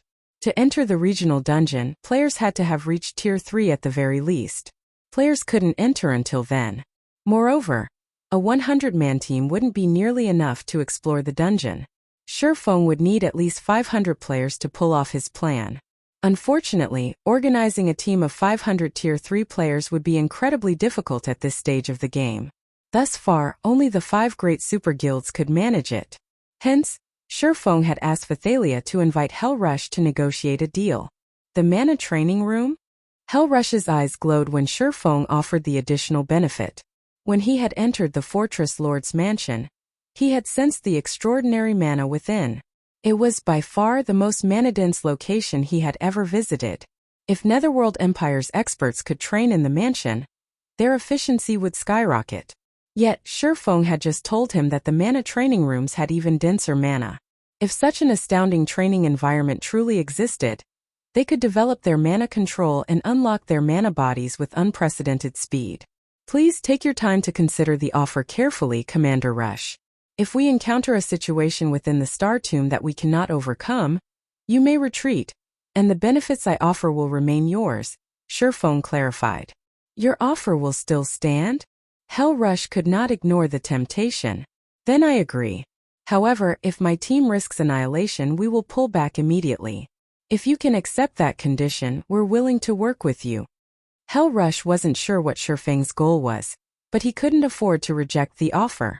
Mana was the root of all things on the Western continent, which the various powers desperately fought for. Since capturing the Starlight Fortress was now impossible, he had to aim for the next best thing, and the mana training rooms would allow his guild's experts to unlock their mana bodies far sooner. Once they did, Netherworld Empire would be able to surpass the 2 of the other 5 great super guilds based in the West when it came to experts with fully unlocked mana bodies. That won't be a problem, Shifeng answered. He could sympathize with Hellrush. The Star Tomb was, after all, a level 100+ God mode regional dungeon and as such far more dangerous than the outside world. The various superpowers had suffered severe losses to clear the Star Tomb during his previous life, and that was after they had formed the minimum 500-man teams. Luckily, the current Hell Legion would be more than enough for his purposes. His goal wasn't to explore all of the Star Tomb, just obtain a Star of Light. The Star of Light was a random drop in the Star Tomb, which meant that even the weakest monsters had a chance of dropping it. Raiding the dungeon's bosses wouldn't be necessary. Adventurer teams had claimed 3 of the regional dungeon Stars of Light in the past, and all 3 teams had done so in the tomb's outer region. Those adventurer teams had merely been grinding for magic crystals, but they had lucked out and acquired Stars of Light instead, becoming rich overnight. Read latest chapters at Wuxia World. Since no one had explored the Star Tomb yet, they should have a high likelihood of obtaining at least 1 Star of Light. Following which, Shifeng signed a contract with Hellrush stating that Netherworld Empire's members would enjoy a 40% discount on the Starlight Fortress's basic expenditures. In addition, 8 of the Fortress Lord's mana training rooms would be reserved for the guild, with each costing 300 magic crystals per hour. In exchange, Shifeng would have temporary command of the Hell Legion once they were inside the Star Tomb, and this would remain in effect until Shifeng completed his task or the team encountered more trouble than they could handle. In addition, Netherworld Empire would dispatch experts to defend the Starlight Fortress alongside Zero Wing and Divine Tribe. Once they had signed the contract, the alliance between Zero Wing and Netherworld Empire was set in stone. Not long after, news of their partnership spread like the plague, reaching the various superpowers in no time at all. This ignited a commotion among the various superpowers that had aimed to take the Starlight Fortress. Chapter 2480 Starlight Fortress Unsealed. What did you say? The Hell Legion agreed? Impossible. The Hell Legion has 300 Tier 3 experts, and every one of them is a lunatic. When the various superpowers received news of the Hell Legion's decision, they found it hard to believe. They had assumed the Starlight Fortress was doomed once the Hell Legion had gotten involved. Even if they didn't capture the fortress, they were sure to leave it in ruins. They were all familiar with what kind of team the Hell Legion was. It was a team of madmen. The Starlight Fortress might be impressive for its dragon guard, but after all was said and done, it only had 1 dragon. One dragon wasn't nearly enough to keep all 300 Hell Legion members in check. They weren't ordinary Tier 3 experts, and as long as they had a chance of victory, they'd repeatedly resurrect their members and assault the Starlight Fortress until only one side remained. This was why the various superpowers were so afraid of the Hell Legion. And yet, the situation had developed in such an unexpected way. The Hell Legion hadn't even started a decent battle, much less taken the fortress. The Legion had actually allied with the ruling power after a short discussion. Moreover, the Hell Legion had agreed to a partnership that didn't include shares of the fortress. The various superpowers' upper echelons even wondered if the reports were about the Hell Legion they knew so well. While the news spread, the various superpowers, who had been preparing to assault the Starlight Fortress, hesitated. They had only dared to target the Starlight Fortress because Netherworld Empire had expressed interest in capturing it. But now that the Super Guild had joined the fortress's ruling power, the situation had become disastrous for the various superpowers. These superpowers weren't afraid of Divine Tribe. The guild only had a few more Tier 3 experts than the rest of them. If they joined forces, however, they could easily outnumber Divine Tribe. And since the Starlight Fortress only provided players partial authority, capturing it would be child's play. But now that Netherworld Empire had allied with Divine Tribe, causing a scene in the fortress would be difficult and dangerous. Aside from the Legion members' individual strength, the Hell Legion had enough Tier 3 players that it could rival the total number in several superpowers. Including the dragon, how were the various superpowers supposed to cause enough chaos to take the fortress from Divine Tribe? Of course, these superpowers weren't willing to give up just yet. Although they knew that securing a share of the Starlight Fortress's profits was no longer possible, they still sent a large number of experts to investigate the situation within. The fortress benefits were related to too many of their interests, and they would jump at any opportunity to gain a fraction of what the Starlight Fortress had to offer. Meanwhile, in the Azure Chamber of Commerce's distant demonic silver mine, even the Hell Legion has failed? Yin Xiaoqian muttered, stunned after reading her subordinate's report. She had already been astonished to learn that Shifeng and Divine Tribe had cooperated to capture the Starlight Fortress. Then, she had heard about the fortress's draconic resident. And now, even the fearsome Hell Legion had compromised.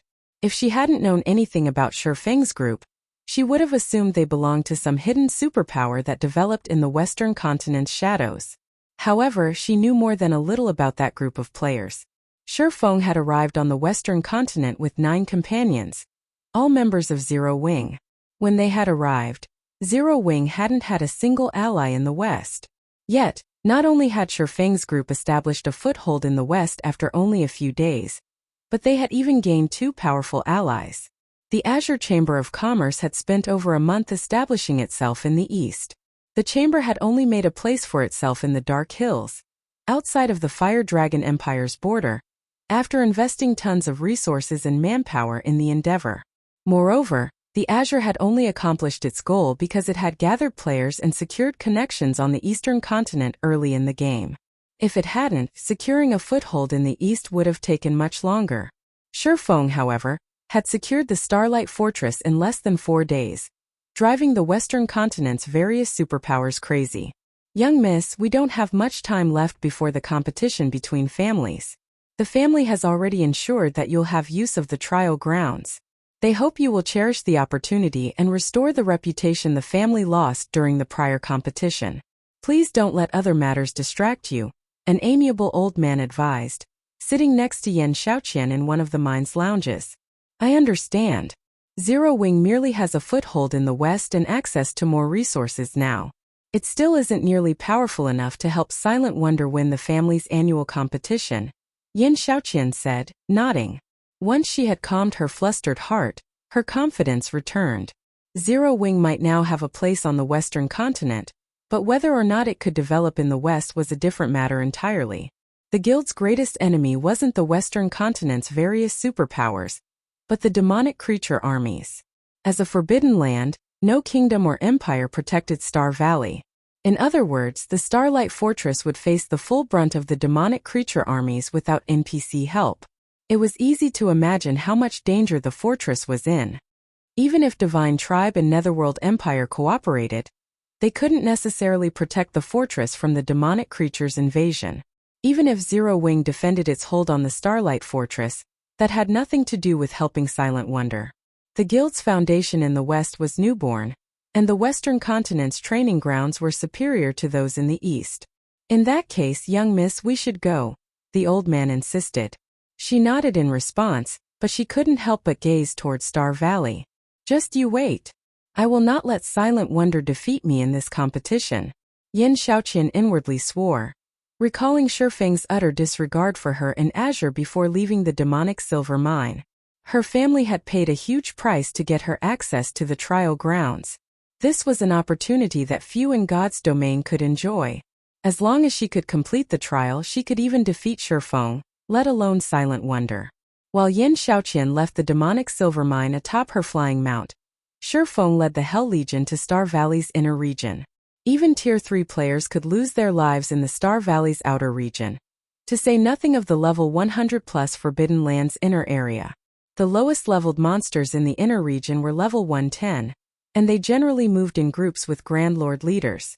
Each of these groups consisted of over 1,000 monsters, with some of the larger groups having 2,000 or 3,000. They were practically roaming armies. If a 100-man Tier 3 team encountered these monsters, the slightest mistake could lead to a team wipe. Fortunately, the Hell Legion's members were extraordinarily strong, and there were 300 of them. They could venture through the inner region in relative safety, although their progress was incredibly slow. After more than 10 hours of travel, Shifeng and his team reached the inner region's boundary. They could see a gigantic mountain not far from their position on the inner region's border. The mountain's aura felt boundless, and those who approached could feel their bodies grow heavier.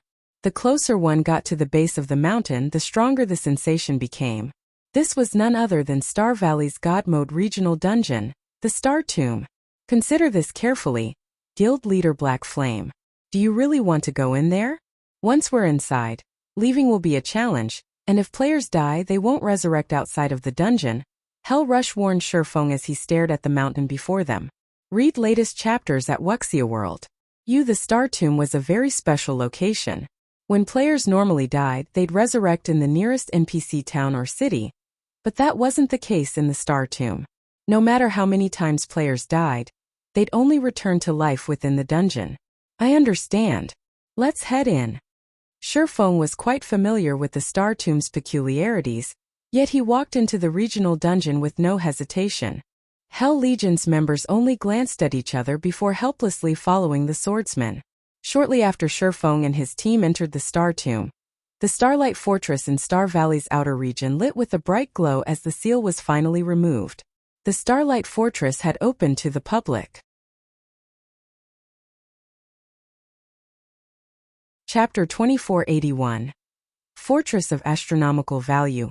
Quick, look. The Starlight Fortress is open. It's finally open. I've been waiting for this moment. The various superpowers and independent players in the nearby forest immediately noticed the dazzling glow that enveloped the Starlight Fortress. They had been waiting for the fortress to open to the public, especially the independent players. They all had great expectations. Independent players were unaware of Netherworld Empire's agreement, but some of Divine Tribe's members had leaked information about the situation within the Starlight Fortress. When they finally got to see the fortress's many benefits, the various independent players caused an uproar. Aside from the fortress's mana-dense environment, which would help them quickly recover from exhaustion, the fact that they could improve their mana control just by visiting the fortress made it far more impressive than any NPC city on the western continent. Furthermore, the Starlight Fortress was located within Star Valley. Now that they could enter the fortress, they could grind in the Forbidden Land, boosting their leveling speed and resource acquisition. Naturally, they couldn't miss the opportunity to set up a base of operations within the Starlight Fortress. Although the various superpowers had dispatched many of their players, they were no match for the number of independent players eagerly waiting to enter the fortress. The independent players who had been resting in the forest charged toward the Starlight Fortress like a flood of madmen. Despite their imposing might, not even the various superpowers experts reached the fortress before the tide of independent players. However, the scene didn't enrage the superpowers. They were actually overjoyed to see it. I hadn't expected to find so many Tier 3 experts in the area. I doubt Netherworld Empire and Divine Tribe expected so many players either. This is going to be interesting. Even Netherworld Empire's Hell Legion would be helpless against so many Tier 3 experts. When the various superpowers upper echelons saw the independent players swarm toward the Starlight Fortress, excitement flashed in their eyes. They had begun to believe that they had no hope of causing chaos within the fortress. After all, Netherworld Empire's Hell Legion was not just for decoration. They hadn't expected a situation like this, and they had never imagined that independent players would be so interested in the Starlight Fortress. There were already more than 5,000 Tier 3 independent players, not to mention the Tier 2 players. There were more of them than those in the various superpowers combined. Even if Netherworld Empire went all out, they had no hope of defending the fortress against such a force, let alone Divine Tribe. Before the superpowers upper echelons could celebrate, however, a dragon with silver scales flew out of the Starlight Fortress and landed beside the front gate, quietly observing the approaching horde of independent players. The excited independent players froze on the spot when they saw Auerbeck. None of them dared to move. The sudden development even stupefied the various superpowers watching from afar. They were talking about 5,000 Tier 3 experts. And yet, every one of them acted like a mouse before a cat. Of course, the various superpowers experts could sympathize. Auerbeck's aura was just that frightening. Even from far away, they felt as if the weight of a mountain had rested on their shoulders. Needless to say, the independent players, who were much closer to the Silver Divine Dragon, felt an even stronger pressure. Is that really just a Tier 4 dragon? The various superpowers experts were at a loss for words as they stared at Auerbeck. They had realized that Auerbeck was exceptionally strong after the Hell Legion had fled from it, but seeing the Divine Dragon in person, they understood how mistaken they had been. This was not a matter of strength. No one should be so foolish as to provoke Auerbeck. The Starlight Fortress is now open to the public. If you wish to enter the fortress, listen carefully. All combat is prohibited within the fortress walls. Not only will you be slain if you break this rule, but you'll also be imprisoned for 8 days in the fortress prison. McCaffrey, who stood on the wall above the main gate, announced as he gazed at the players below. If nobody has any questions, you may register to enter the fortress. As McCaffrey finished his statement, the nearby players' expressions changed. The announcement dumbfounded the various superpowers members, in particular. Fortress prison. What is he talking about? The superpowers upper echelons, who had laughed at the Starlight Fortress's latest predicament, could no longer muster the strength to laugh. They were familiar with the concept of God's domain's prisons. Once players were jailed, they'd have to serve their time unless someone destroyed the prison from the outside. It was this moment when the various superpowers understood, more or less, why Netherworld Empire had decided to compromise. With a fortress prison around, who would dare cause a scene in the fortress? The various superpowers began to despair when McCaffrey began to speak once more. Due to the fortress's limited space, players may only remain inside for 1 natural day. Each consecutive day you spend in the fortress will cost 1 magic crystal. In addition, all basic services the fortress offers cost magic crystals. If you fail to pay for the services you've requested, you will also spend 8 days in the prison. Please keep this in mind during your stay. After listening to McCaffrey's speech, every player in the area was stunned again. Normally, the various powers did everything they could to increase a fortress's player population after capturing one, which in turn would transform the fortress into a trade hub. This would also give the ruling power access to a huge amount of resources. Yet the Starlight Fortress's owner had decided against that. They showed no regard for attracting players to the fortress. The entrance fee alone cost a whopping 20 silver per person, and players were only allowed to spend a day in the fortress. Once that day was up, every additional day would cost a magic crystal. To make matters worse, they had to pay magic crystals for the services within the fortress. This was basically daylight robbery. Only a fool would enter the fortress. On the Western continent, magic crystals were incredibly rare, which made them far more valuable than coins. Moreover, most high-value transactions involved magic crystals. Tier 2 experts would be fortunate to earn 3 or 4 magic crystals per day, and Tier 3 experts only earned around a dozen. After deducting daily expenses, they'd be lucky if they kept half of their remaining magic crystals. With how the Starlight Fortress operated, Tier 2 experts had no hope of setting up a base within the fortress. Are the fortress's managers insane? Their greed for magic crystals certainly is. It's already obvious that no one on the continent has a chance of taking the fortress. The fortress can slowly develop and grow without worry, and yet they're chasing people away.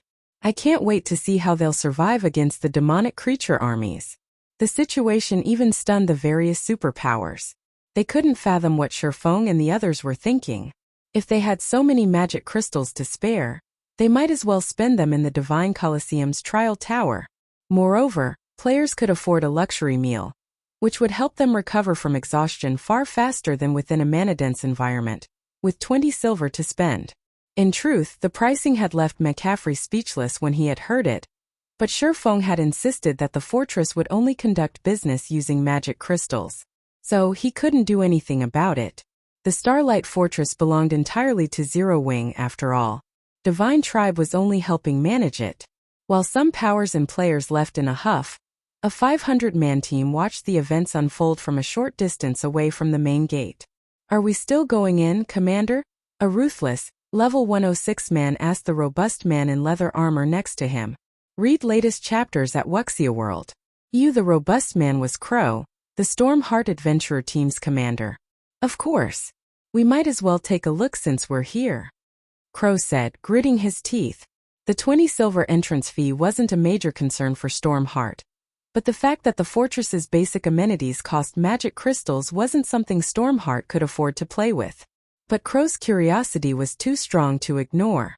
Thus he decided to go in and look around. At worst, they'd have paid the entrance fee for nothing. Having given his answer, Crow led his team toward the Starlight Fortress's front gate.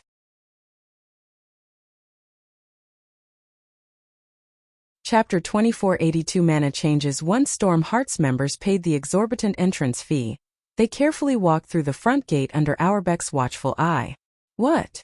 Some players are actually willing to pay such a fraudulent fee. Maybe they've decided to do some sightseeing since they've already gone to the effort of reaching the fortress. The players that had been preparing to leave the area watched Crow and his team with contempt as they entered the Starlight Fortress. A 20 silver entrance fee was unheard of on the Western continent. With 20 silver, a player could fully repair their weapons and equipment in an NPC city. Some Tier 2 players only made that much after a full day of grinding. Yet, Storm-Heart's members were investing so much money just to sightsee or experience the fortress's mana-dense environment. Moreover, they could only spend one day in the fortress. They were foolish to waste their money like that. After spending a moment to ridicule Storm-Heart, the surrounding players packed up and left. It wasn't long before 90% of the players around the Starlight Fortress left the area. Now, less than 10,000 players remained in line at the front gate. They've already secured their hold on the Starlight Fortress, yet they're chasing away customers.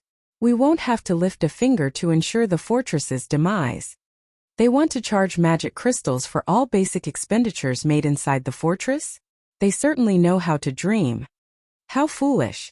Do they really think they can squeeze players for all they've got just because the Starlight Fortress is the only open fortress in Star Valley?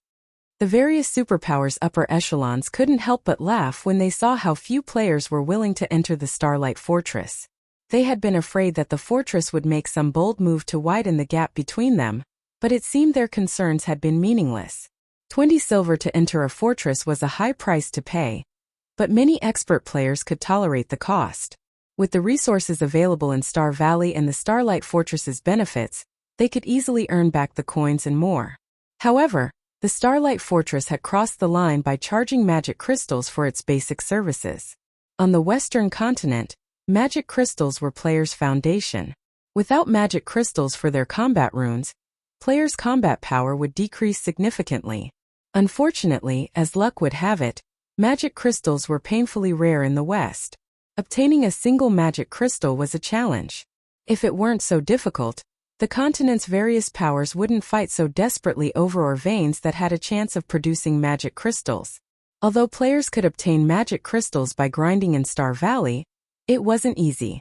Star Valley was still a level 100 plus forbidden land and far more dangerous than other maps where magic crystals dropped.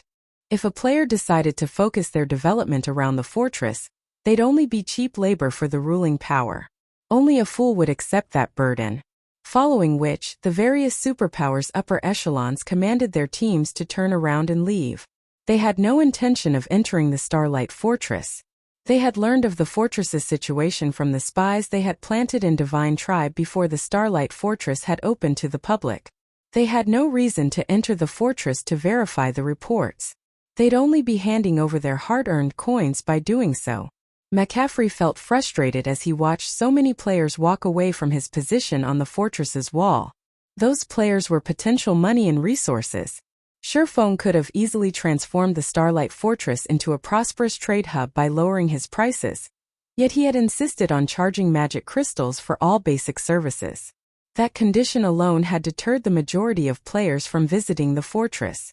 While the various superpowers walked away from the Starlight Fortress, the Stormheart adventurer team had made it inside. So this is the Starlight Fortress?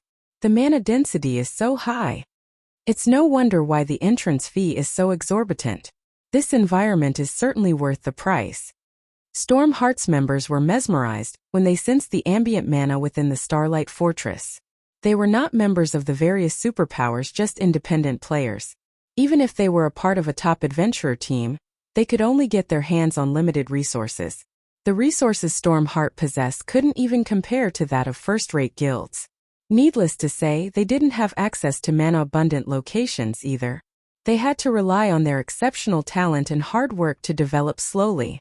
We'll only be able to rest here from time to time. We can't afford to go bankrupt, the ruthless man beside Crow said as he glanced at the pricing boards outside the nearby hotels. Even in NPC kingdoms and Empire's capital cities, the most expensive, luxurious hotel room only cost 10 silver per night. However, not only were the hotel rooms in the Starlight Fortress small, but they were also astonishingly expensive. A room actually costs 1 magic crystal per night. Their team currently had 500 players. If they rented hotel rooms for the night, they'd have to pay a total of 500 magic crystals.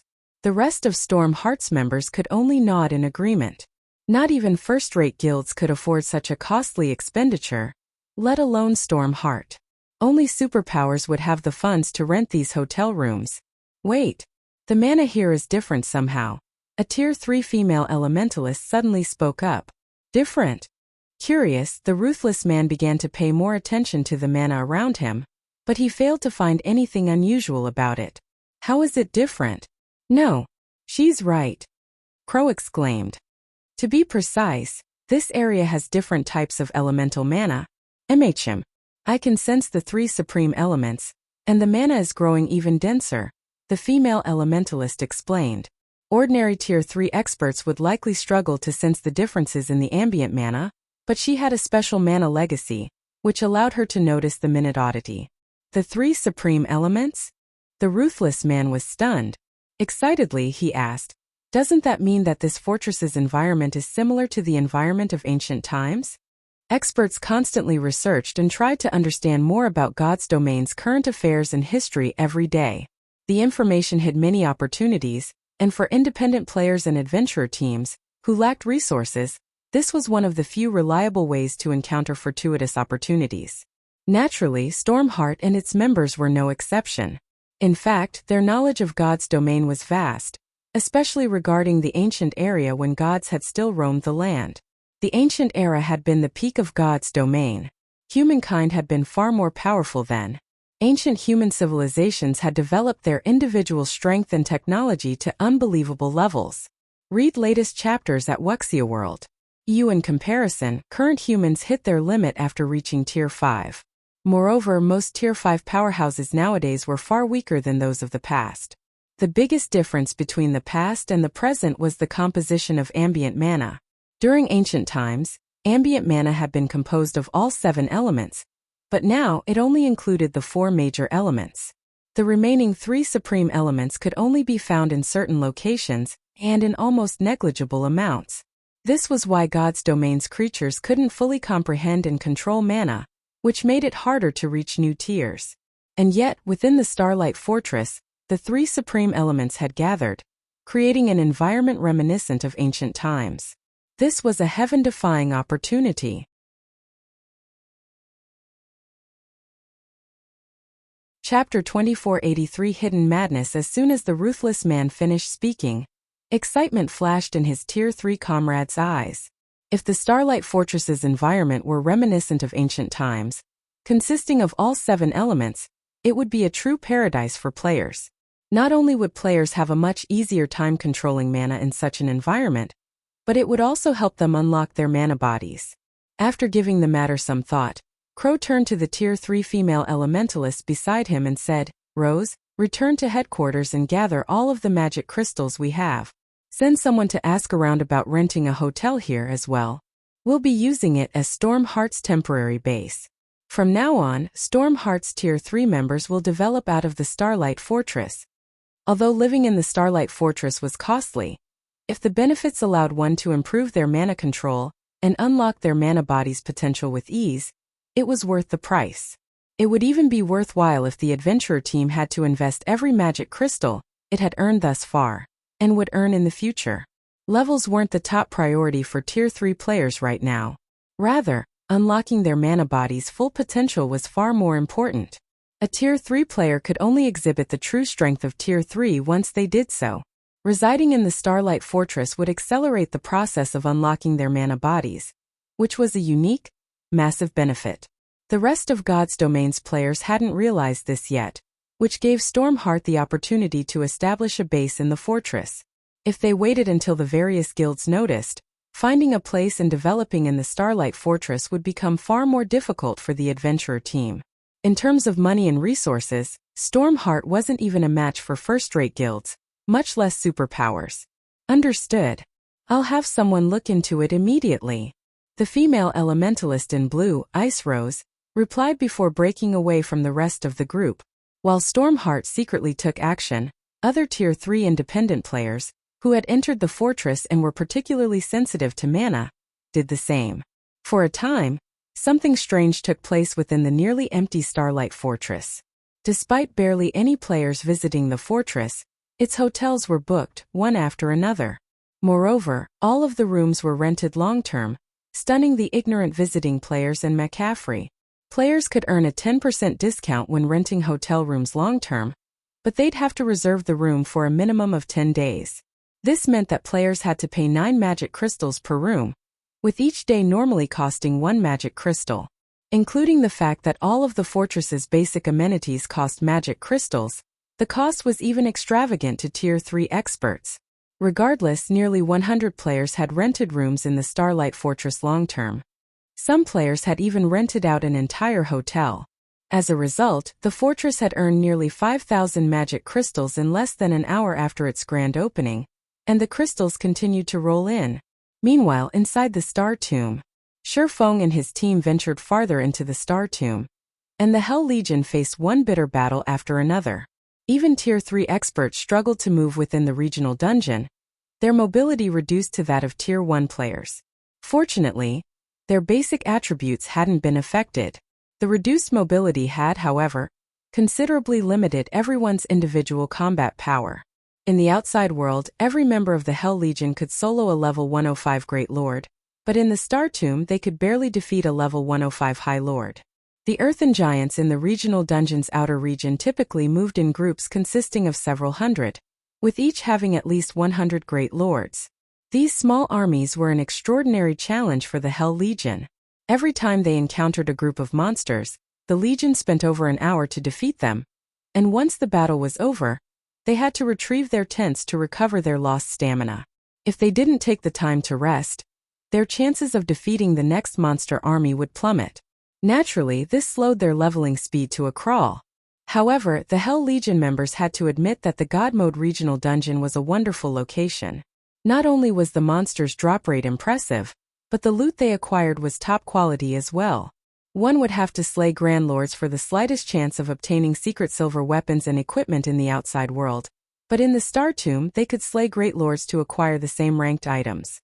Furthermore, the dungeon's Great Lords had a chance of dropping level 105 secret silver set equipment. After over 20 hours of battle in the Star Tomb, the Hell Legion had completed 2 secret blue sets and 1 thorn set. The secret blue set was a set equipment for magical classes, while the thorn set catered to plate armor classes. Although both were only 6-piece, level 105 secret silver set equipment, they were definitely considered top tier in an era when most guild experts hadn't yet reached level 105. Even the Hell Legion's members coveted the set equipment. Although the weakest piece of equipment among them was level 105 secret silver rank, with a few players having level 105 fine gold and dark gold equipment, the benefits of a complete secret silver set equipment were slightly greater than the items they currently wore. If they were willing to part with the set equipment, they could easily demand astronomical prices. Star Tomb's monsters also dropped plenty of magic crystals and mana stones. The Legion had even acquired 3 combat techniques and Tier 2 skill books. Unfortunately, the Hell Legion had entered an agreement with Shifeng before they had entered the regional dungeon. Since Shifeng had employed the Legion for this expedition, all loot they acquired would belong to him. The Hell Legion would only gain EXP within the dungeon. Guild leader Black Flame, we've found the path to the Star Tomb's second floor ahead, Hell Rush reported, gesturing to a massive tunnel not far from the team. The monsters in the area are too concentrated, however, and there are a few Grand Lords in the mix. Pushing past them is impossible. I'm afraid we'll be limited to this area. The Star Tomb's interior had a similar structure to a tower, separated into multiple floors. Each floor was the size of a level 15 map in the outside world, was more difficult to clear than the last. As players ascended, they'd also be subjected to higher gravitational force. None of the various superpowers had made it past the central area of the Star Tomb's first floor, near the passage to the second. Reaching the second floor proved almost impossible for current players. To make matters worse, players couldn't use summoning tools or war weapons in the Star Tomb. They couldn't even activate their berserk skills. Combined with the intense gravitational force, the Hell Legion was limited to taking on a few dozen Great Lords and a Grand Lord at a time. If the Legion tried to take on 3 or 4 Grand Lords at once, they'd be eliminated. They wouldn't even have the chance to flee. With their suppressed movement speed, they were considerably slower than the Earthen giants. Their only option for survival was to slay the monsters. That won't do. Our goal is on the Star Tomb's second floor, Shifeng said, shaking his head. The Star Tomb had a total of 11 floors, and the first couldn't even be considered the outer region's outer area. They'd barely make it to the dungeon's outer region once they made it to the second floor, and they'd only have a chance of securing a Star of Light by slaying the monsters in that area. It's not that we don't want to reach the second floor, Guild leader Black Flame. We just can't make it that far. If we start a fight near the tunnel, we'll attract all of the Earthen giants in the area. Not only will we have to face nearly 1,000 Earthen giants, but there are also 5 Grand Lords. We're no match for them with our current combat power, Hell Rush explained. The various superpowers had tried to reach the second floor as well, but even after trying various methods, none had succeeded. The 5 Grand Lords were especially challenging. Even a 1,000-man Tier 3 team would struggle to defeat them, much less 300 Tier 3 experts. Rest assured, Commander Rush. I can't make any promises regarding the rest of the Earthen giants, but you can leave the Grand Lords to us, Shifeng said, chuckling as he gave the 8-meter-tall Earthen giants an anticipatory look. You'll deal with them? Hell Rush swept his gaze across Shifeng and his companions. Their team only included 10 of Zero Wings members, and although he hadn't seen these players fight yet, he recognized that they all had extraordinary combat power. If these 10 players worked together, they might be able to take on a Grand Lord-ranked Earthen giant by themselves. Unfortunately, 5 Grand Lords guarded the passage ahead. No matter how Hell Rush thought about the idea, it seemed like a joke. That's right. Do you think you and your Legion can take out the rest of the monsters? Shifeng asked, nodding. If you can stop the Grand Lords, the rest won't be a problem, Hell Rush said, flashing a confident grin. But are you sure that you can defeat the 5 Grand Lords? Read latest chapters at Wuxia World. Don't worry about them. Shifeng then turned to Yin Tianqing and the others and asked, you guys can deal with the Grand Lords, right? No problem. Leave it to us. After watching the Hell Legion, we've been itching for a fight, Yin Tianqing replied with a wide smile. Alright, let's lure the 5 monsters away from the rest of the group first. Then, Shifeng decided. 5 of his companions then walked away before charging at the 5 Grand Lords guarding the tunnel. They're just going to do it? Are they insane? Watching Yin Tianqing and the others rush ahead without waiting for the Hell Legion, Hell Rush was dumbfounded.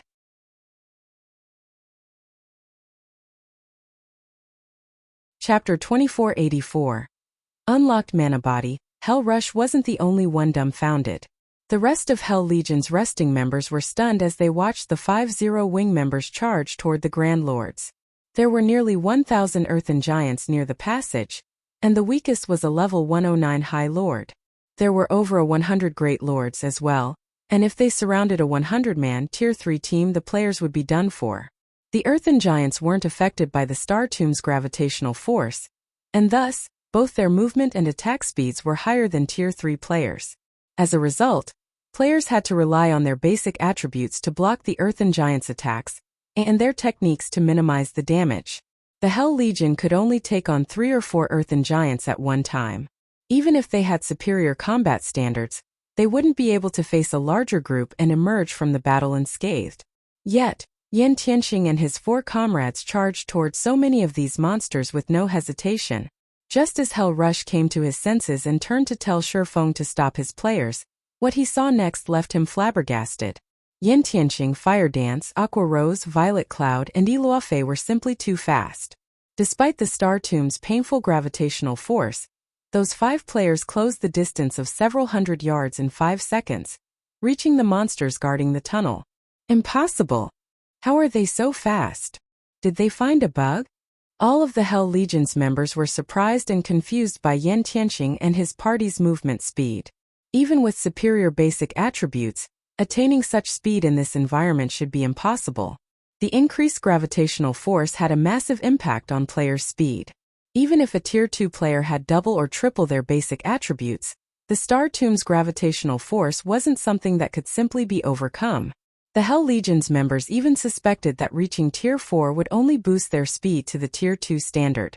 And yet, Yan Tianxing's group moved as easily as they did outside of the regional dungeon. It was unbelievable.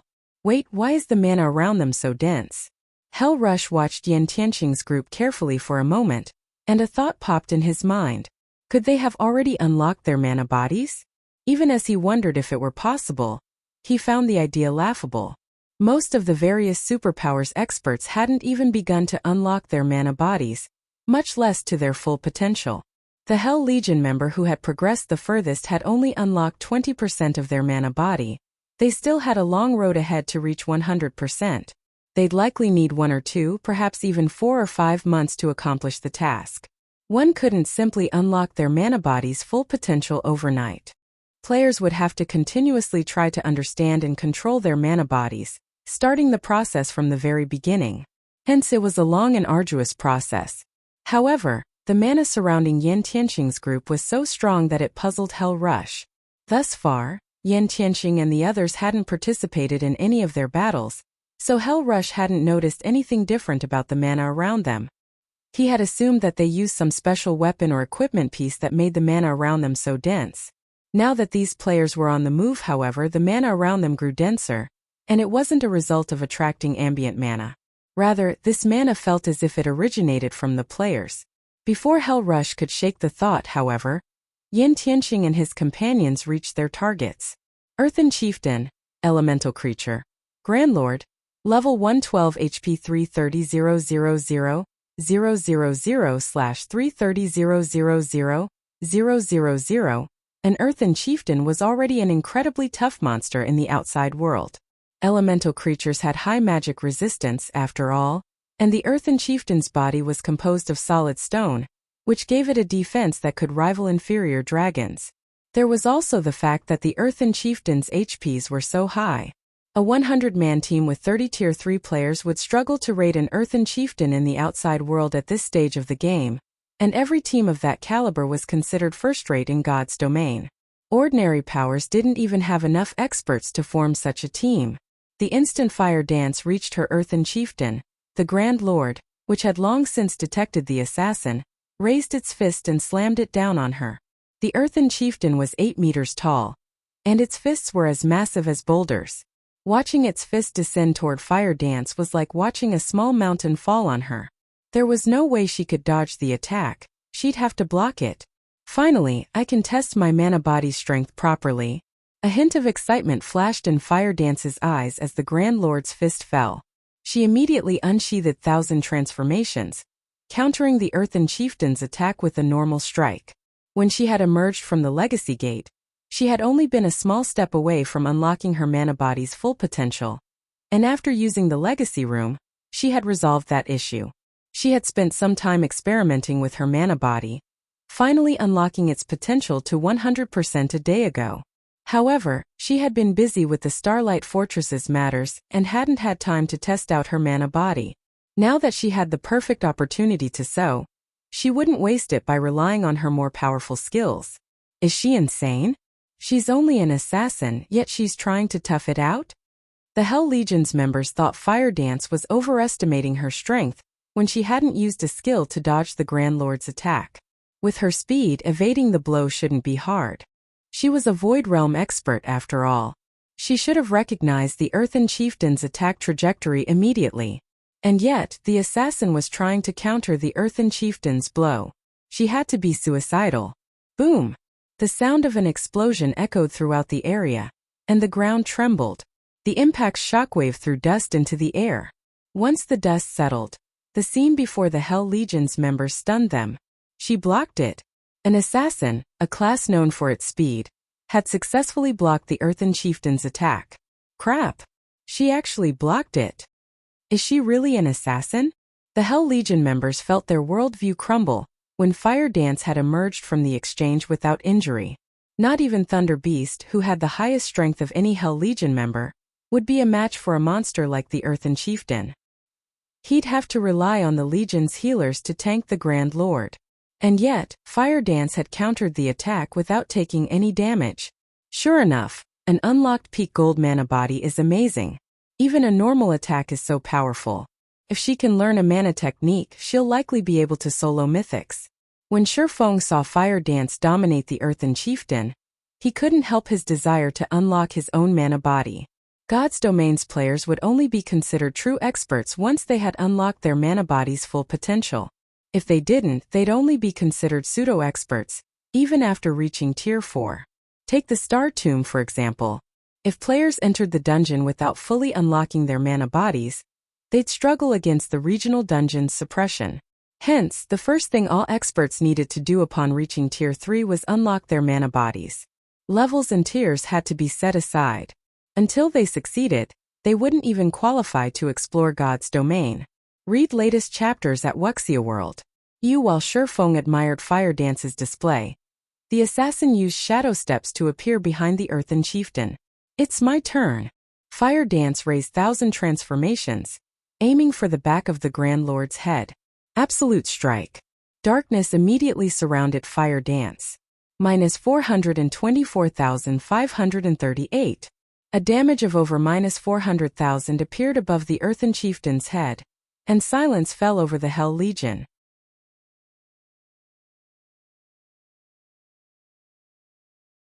Chapter 2485. Inhuman Battle, over 400,000 damage. Is she even human? Every member of the Hell Legion wondered if they were hallucinating when they saw the bright red numbers above the Earthen Chieftain's head. For a moment they even wondered if Fire Dance was an NPC disguised as a player. Even they, experts who stood at the pinnacle of God's Domain, could barely cause over minus 70,000 damage to the Earthen Giants with Tier 3 skills and spells.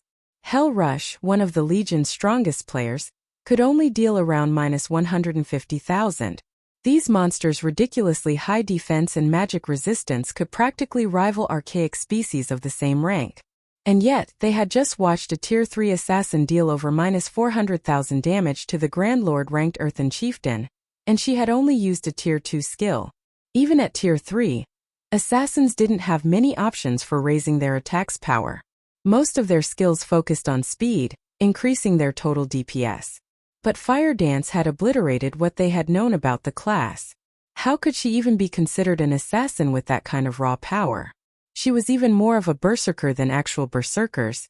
Before the Hell Legion members could recover from their shock, Yin Tianqing and the other 3 Zero-Wing experts started their battles with their own Earthen Chieftains.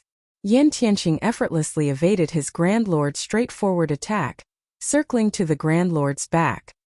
He then brandished his daggers and sent several beautiful, silver arcs slicing into the Earthen Chieftain's back. Minus 134,324. minus 274,543, minus 133,645. A series of damages appeared above the Earthen Chieftain's head, and although each of his hits didn't deal as much damage as Fire Dance's, the total amount was frightening. Meanwhile, Aqua Rose, Violet Cloud, and Iluafe, all magical class players, caused an even greater commotion. As soon as Aqua Rose finished her spell's incantation, a towering tidal wave manifested before her, devouring the Earthen Chieftain and several dozen Earthen Giants nearby. In one move, Aqua Rose heavily injured the Earthen Giants and Earthen Chieftain, which boasted high magic resistance. She also dealt over 1 million damage to each of them. Meanwhile, Iluafe summoned 5 flaming meteors, casting them down on her Earthen Chieftain. 1, 2, 3 meteors. As each meteor struck the ground, the dungeon's first floor trembled violently. By the time all 5 had landed, they had created a crater that was over 100 meters wide and 10 meters deep around the Grand Lord. Of the 3 Earthen Chieftains that faced these magical class players, however, Violet Cloud's target was in the worst state. 300 shadow blades danced around the Grand Lord, each with enough force to make the monster stumble. When all 300 attacked as one, the outcome could only be described as a tragedy. How does Zero Wing have so many monstrous players? At this point, every member of the Hell Legion believed that Yen Tianqing's party could slay the 5 Earthen Chieftains, let alone keep them distracted. They only might need some time to defeat the monsters. Even so, their combat power was astonishing.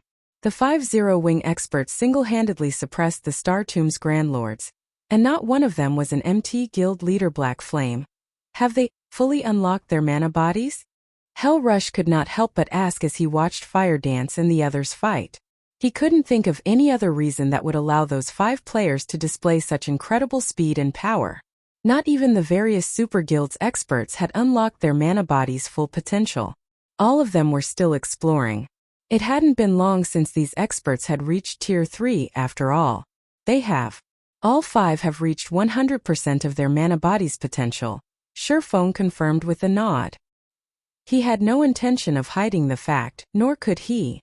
He couldn't explain away the strength Yen Tianqing and the other 4 displayed as higher basic attributes.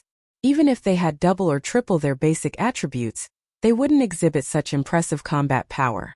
Players could only accomplish this feat by unlocking their mana body's full potential. It was a pity that Shadow Sword, Cola, Turtledove, and Alluring Summer hadn't progressed this far yet. Even Alluring Summer had only unlocked 98% of her potential. If she had been able to bridge that final gap, their team would have had a much easier time exploring the Star Tomb. All 5 of them have fully unlocked their mana bodies? Hell Rush and the vice commanders around him gasped when they heard Shifeng's answer. They had suspected this might be the case, but they couldn't help their astonishment when Shifeng had confirmed it. Even the strongest player in Netherworld Empire had only unlocked 20% of their mana body's potential. They'd still need another month or 2 to reach 100%. They would still need at least 1 or 2 months to reach 100% potential.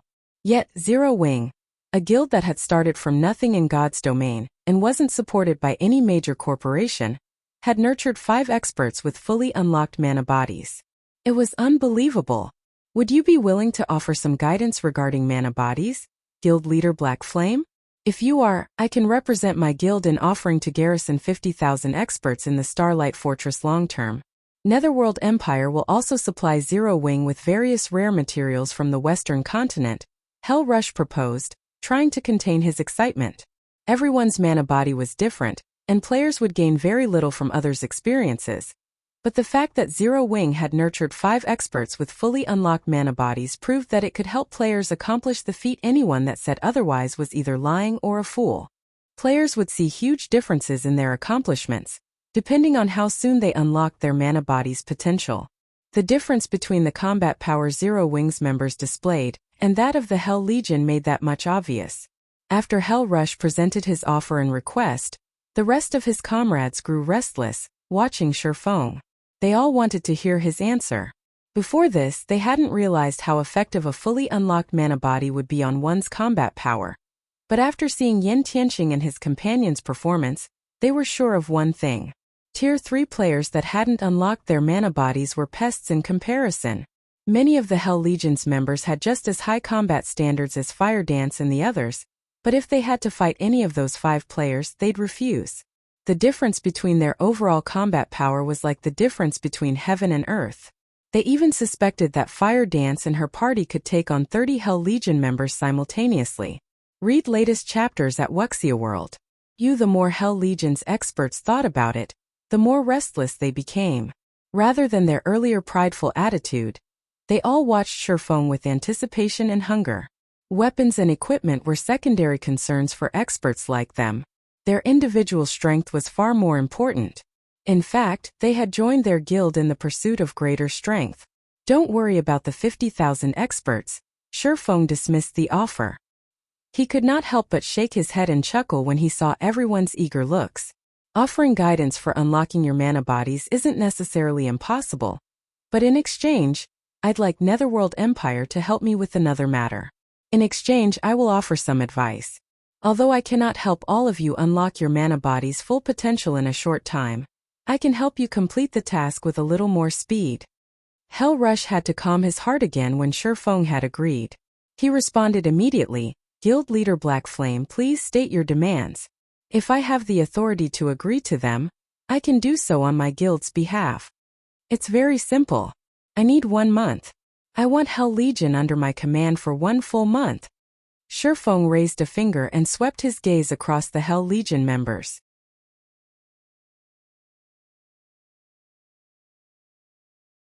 Chapter 2486, Earthen Chieftains Loot. When Shifeng finished speaking, Hell Rush and the others revealed astonished expressions on their faces. You want to employ us for a month? Hell Rush could not help hesitating upon hearing Shifeng's demand. Had the swordsman asked for financial assistance, he could have easily approved the request with his authority. However, hiring the entire Hell Legion for 1 whole month was a different story. The Hell Legion was one of Netherworld Empire's trump card legions. The Legion's first priority was the improvement of its members' strength and level, which was why the guild would invest tons of resources in the Legion.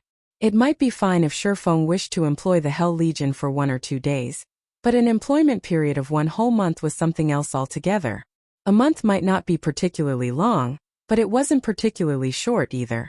Netherworld Empire might be willing to use money and resources to exchange for the improvement of its members' combat power, but not a large amount of its trump card legion's time. After all, the reason behind Netherworld's considerable investment of resources in the development of its members was to buy time for itself. To be precise, it was to save time and gain an advantage over their competitors. Selling the time of one of its trump card legions would be akin to putting the cart before the horse. Moreover, the Hell Legion had plenty of tasks it needed to handle. If it operated under Shifeng for a month, these tasks would have to be set aside. You can rest assured that during this 1 month, your level won't fall behind others in the slightest. In fact, your equipment standard won't fall behind either. You'll also be free to do whatever you want for most of this 1 month. I will only need your help during certain times, Shifeng said, chuckling when he saw the hesitation on Hellrush's face. Most importantly, you will get to receive guidance on how to unlock your mana bodies ahead of everyone else. I can guarantee that all of you will unlock your mana bodies within this 1 month. Shifeng understood Hellrush's concerns. After all, the Hell Legion was Netherworld Empire's strongest trump card legion. Although the Great Super Guild invested the best resources it had in the Legion, that did not mean the Legion would automatically grow stronger. The Legion still had to cherish every second available to improve itself, so that it could compete and surpass the teams and legions of other superpowers. No guild would be willing to let its strongest legion waste 1 whole month working for someone else, even in exchange for the method to accelerate the process of unlocking one's mana body. I'm afraid I don't have the authority to decide on this matter. I need to report this to my superiors first and leave the decision to them, Hellrush said. Although Shifeng's words were tempting, he still shook his head and did not give a definitive answer. The Hell Legion was Netherworld Empire's trump card legion. The resources Netherworld Empire could obtain and invest in the Hell Legion were not something Shifeng could possibly get his hands on. Moreover, Netherworld Empire might not have any methods to accelerate the unlocking process of a player's mana body now, but that might not be the case a few days later. If the Great Super Guild happened to come across such a method soon after signing a contract with Shifeng, The Hell Legion would waste 1 month of its time for nothing. With the Hell Legion's capabilities, the opportunities it stood to lose out on from 1 month's idleness were massive. All right. I'm not in a hurry to settle this deal. You can think it over once you return, Shifeng said, not the slightest bit surprised by Hellrush's reply. After all, this was no longer a decision Hellrush could make as the Hell Legion's commander. Only Netherworld Empire's guild leader and grand elders could. Thank you for your understanding, Guild Leader Black Flame. We will give you a reply as soon as possible, Hellrush said, nodding. Inwardly, though, he felt that the likelihood of his higher-ups approving this transaction was minimal. After all, a month was simply too long, especially with the number of Tier 3 players in God's domain rapidly increasing. Meanwhile, Kola, who had overheard the conversation, looked at Shifeng in confusion. Guild Leader, are you really planning to let them enter the Legacy Gate? Kola asked in a quiet tone, a pained expression appearing on his face. Kola had personally experienced the Legacy Gate's benefits. It was undoubtedly the best place to improve one's mana body. However, the number of slots to enter the Legacy Gate each month were limited. Zero Wing barely had enough for itself. He felt that giving the slots to Netherworld Empire would be a huge waste. After all, a Tier 3 expert with a fully unlocked mana body brought plenty of advantages. Moreover, letting the Hell Legion use the Legacy Gate would expose the Starlight Fortress's true value. Although the Hell Legion indeed possessed a lot of Tier 3 experts, Zero Wing wasn't weak either. Zero Wing might not be capable of producing 300 Tier 3 experts in the next 10 or 15 days, but producing up to 200 Tier 3 experts should be no problem. By then, Zero Wing should also have a few more experts that had fully unlocked their mana bodies. I have an important use for the Hell Legion's experts, Shifeng said, nodding. An important use? Shifeng's words confused Kola. He simply couldn't understand what Shifeng would need the Hell Legion for. In terms of combat power, the Hell Legion's experts were far inferior to Fire Dance's group of 5. In fact, the 5 could beat up the entire Hell Legion handily. At best, the Hell Legion would be useful for raiding dungeons. Fire Dance and the others are indeed very strong after unlocking their mana bodies, but there are many things that cannot be solved with just a handful of players, Shifeng said, chuckling at the look of disdain Kola was giving the Hell Legion. Fire Dance's group of 5 might be capable of suppressing the Hell Legion now, but once the Hell Legion's members fully unlock their mana bodies as well, Fire Dance's 5 wouldn't even be able to flee for their lives. Moreover, the Hell Legion's Tier 3 experts fully unlocking their mana bodies was only a matter of time. Meanwhile, what Shifeng needed was the Hell Legion with its members' mana bodies fully unlocked. Although the Silver Divine Dragon was already his companion, that was only temporary. He still had to complete Auerbach's trial within 4 months to make the contract permanent.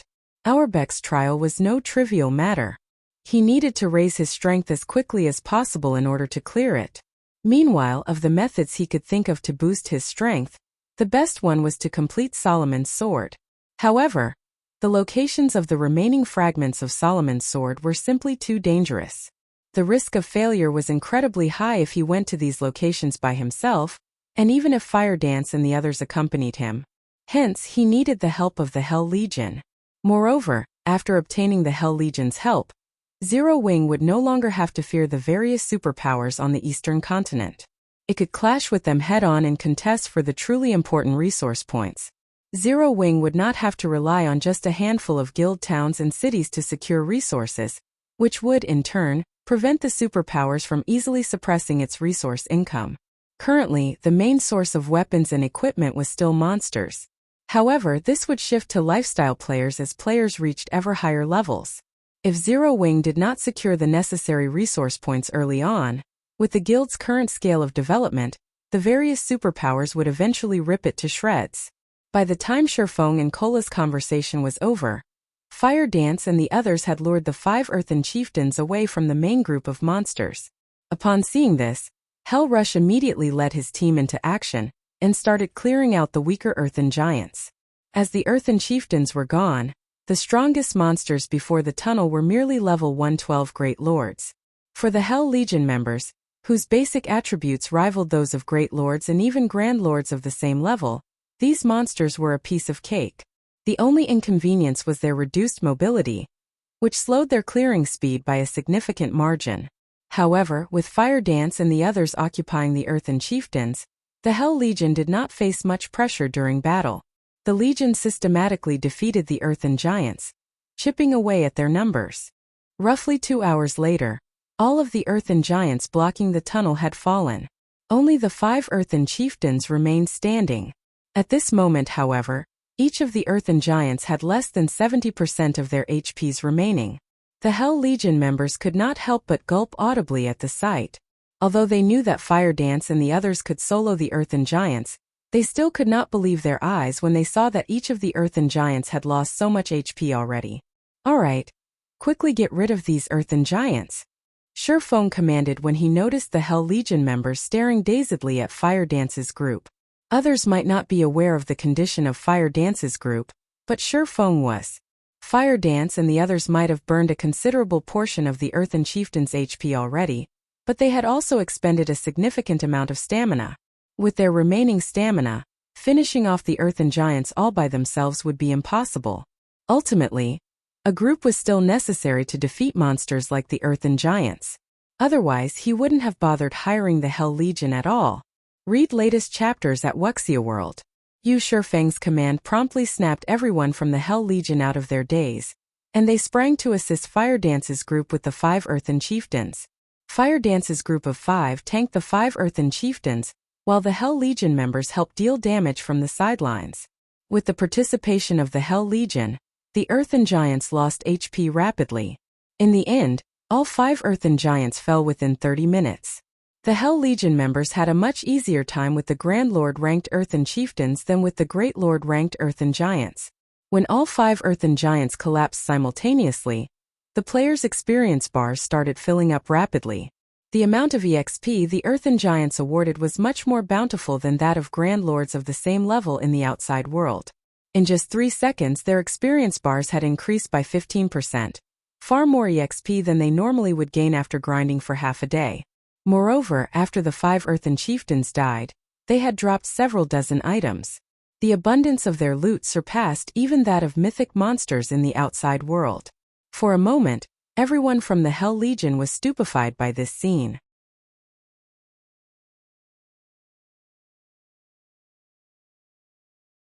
Chapter 2487 Flaming Steel Set. The Earthen Chieftains' loot is actually so abundant? The number of items they dropped is at least triple that of the Grand Lords in the outside world. The Hell Legion members' eyes glowed when they saw the 5 Earthen Chieftains' loot. There were plenty of level 100+ Grand Lords in the outside world, including Star Valley. Killing just one would net players a significant profit. If players were lucky, they might even obtain a piece of dark gold equipment. At this stage of the game, level 105 dark gold equipment was considered one of the best equipment available even to the various superpowers experts. As for level 100+ epic weapons and equipment, they were things that could be obtained only by killing level 100+ mythics. An incredibly difficult feat moreover. The drop rate wasn't 100% either. Usually, all level 100+ epic items a guild obtained would be allocated to the guild's elders. Even the guild's peak experts would not get any. Hence, for most experts right now, level 105 dark gold equipment was the best equipment available. Now the 5 Earthen Chieftains had dropped loot equivalent to that of 15 Grand Lords in the outside world. This was simply a jackpot. Moreover, the Earthen Chieftains also granted much more EXP, equivalent to that of a mythic monster in the outside world. While the Hell Legion members were quietly discussing this matter among themselves, Aqua Rose and the others quickly collected the Earthen Chieftains' loot. Guild Leader were quite lucky this time. These 5 Earthen Chieftains dropped a total of 7 pieces of level 110 fine gold equipment and 12 pieces of level 110 secret silver equipment. Among the secret silver equipment is a pair of plate armor gloves that belongs to an 8-piece, level 110 secret silver set equipment. Aqua Rose joyfully reported to Shurfeng after organizing the loot. In regard to this situation, Shurfeng wasn't surprised in the slightest. Although they were currently on the Star Tomb's first floor, this place was still a God Mode regional dungeon. Such loot was very normal. Moreover, nobody had defeated these Earthen Chieftains before. The fact that these Grand Lords dropped level 110 fine gold equipment and level 110 secret silver set equipment was nothing special at all. level 110 fine gold equipment, and level 110 secret silver set equipment? Hell Rush was astonished when he overheard Aqua Rose's report, because the weapons and equipment the Earthen Chieftains dropped were slightly better than even some of the items he had equipped. His equipment already ranked among the best available in the entire Netherworld Empire. Only a select few in the guild had better. Moreover, if not for the several pieces of level 100 plus epic items on him, then his equipment might have gotten surpassed altogether. Here, take a look, Aqua Rose said, smiling as she shared the attribute panels of the equipment they obtained with Hell Rush, not bothering to hide the item's attributes. After all, everyone from Zero Wing had much better equipment. Isn't this flaming steel set a little too powerful? If one of our MTs were to equip it, they could most likely tank an Earthen Chieftain all by themselves. Hell Rush exclaimed, a passionate flame burning in his eyes as he stared at a pair of plate armor gloves. Although the current Hell Legion's MTs were already well equipped, with some even possessing 2 pieces of level 100 plus epic equipment, the overall standard of their equipment would still be inferior by a large margin when compared to the flaming steel set. Just the bonuses from the set's 5-piece and 8-piece set effects alone could already rival those from being fully geared in level 110 fine gold equipment. The 5-piece set effect increased not only the user's defense skill by 3 levels, but also the user's defense attribute by 25%, while the 8-piece set effect increased the user's HP and physique by 25%. These bonuses allowed MTs to become sturdier with much greater mobility. An MT geared in the flaming steel set would have no problems tanking level 110 mythic monsters in the outside world. Upon thinking up to this point, Hell Rush had the urge to have the Hell Legion continue grinding in the Star Tomb even after working for Shurfeng. After all, if the Hell Legion secured a complete flaming steel set, it would have a much easier time raiding level 100 super large-scale team dungeons. However, Hell Rush soon shook his head and smiled bitterly. Although the temptation was strong, nobody in the Hell Legion was capable of tanking the Earthen Chieftains right now. If not for Aqua Rose and the others keeping the Grand Lords in check, the Hell Legion would have been helpless against the monsters. If Commander Rush likes this flaming steel set, once we collect a full set, I don't mind selling it to you, Shurfeng said, smiling when he saw Hell Rush fall silent after seeing the flaming steel set's attributes. Guild Leader Black Flame, are you serious? Hell Rush reflexively sought confirmation. The flaming steel set was top-tier set equipment for MTs, which definitely could not be bought in the outside world. In fact, even the various super guilds did not possess such excellent set equipment right now. Moreover, one could use the flaming steel set up to level 115. Actually, although the set could grow only up to level 115, with how excellent its attributes were, players should still be able to use it even after reaching level 120. Only epic equipment could surpass the flaming steel set. Of course, I never joke. In fact, if the Hell Legion accepts my condition, let alone one flaming steel set, even obtaining 20 or 30 sets of set equipment on par with the flaming steel set wouldn't be a problem, Shurfeng said, nodding. The flaming steel set was indeed excellent for current tier 3 players. However, as more players fully unlocked their mana bodies, such set equipment would become very common. Not to mention, after a certain point, experts should only be geared in dark gold equipment or set equipment at the very minimum, because past level 100, only dark gold equipment or better could adapt to players' mana bodies. If players with fully unlocked mana bodies fought using equipment at the fine gold rank or below, they would rapidly deplete the durability of their equipment. In fact, after reaching tier 4, players couldn't even consider using secret silver weapons and equipment, since such low-caliber weapons and equipment couldn't endure the power of a tier 4 mana body, becoming useless after the execution of one skill or spell. This was the eternal pain that all expert players that had fully unlocked their mana bodies faced. Only very few players in God's domain had fully unlocked their mana bodies, so players were still unaware that having an overly powerful body was also a problem. 30 sets. Hell Rush could not help being tempted. Previously, he had felt that the 1-month employment period Shurfeng proposed was too long. However, he started wavering after hearing that the Hell Legion could get its hands on 30 sets of set equipment that was on par with the flaming steel set equipment. After all, even if the Hell Legion desperately grinded for 1 month, few of its members could reach level 120 in that period. Meanwhile, the flaming steel set equipment was top-tier set equipment that could still be used even after players reached level 120. In other words, even after working for Shifeng for a month, the Hell Legion would retain an edge over the teams of other superpowers when it came to equipment standards. Now, he felt that he needed to have a proper discussion with his superiors in the guild. Since we've taken care of the monsters already, we should head to the second floor. If we continue resting here, the monsters might respawn, Shifeng said after seeing that everyone was sufficiently rested. Everyone promptly stood up from the ground and entered the tunnel leading to the Star Tomb's second floor. The tunnel was long and narrow. Not only did it not have any monsters, but the ambient mana inside was also incredibly dense. This situation allowed everyone to relax their mental states considerably. Meanwhile, after walking for around 5 minutes, the team arrived on the Star Tomb's second floor, where a strong pressure greeted everyone. Why is the gravity here so much higher than on the first floor? Aqua Rose immediately felt uncomfortable when she stepped onto the second floor.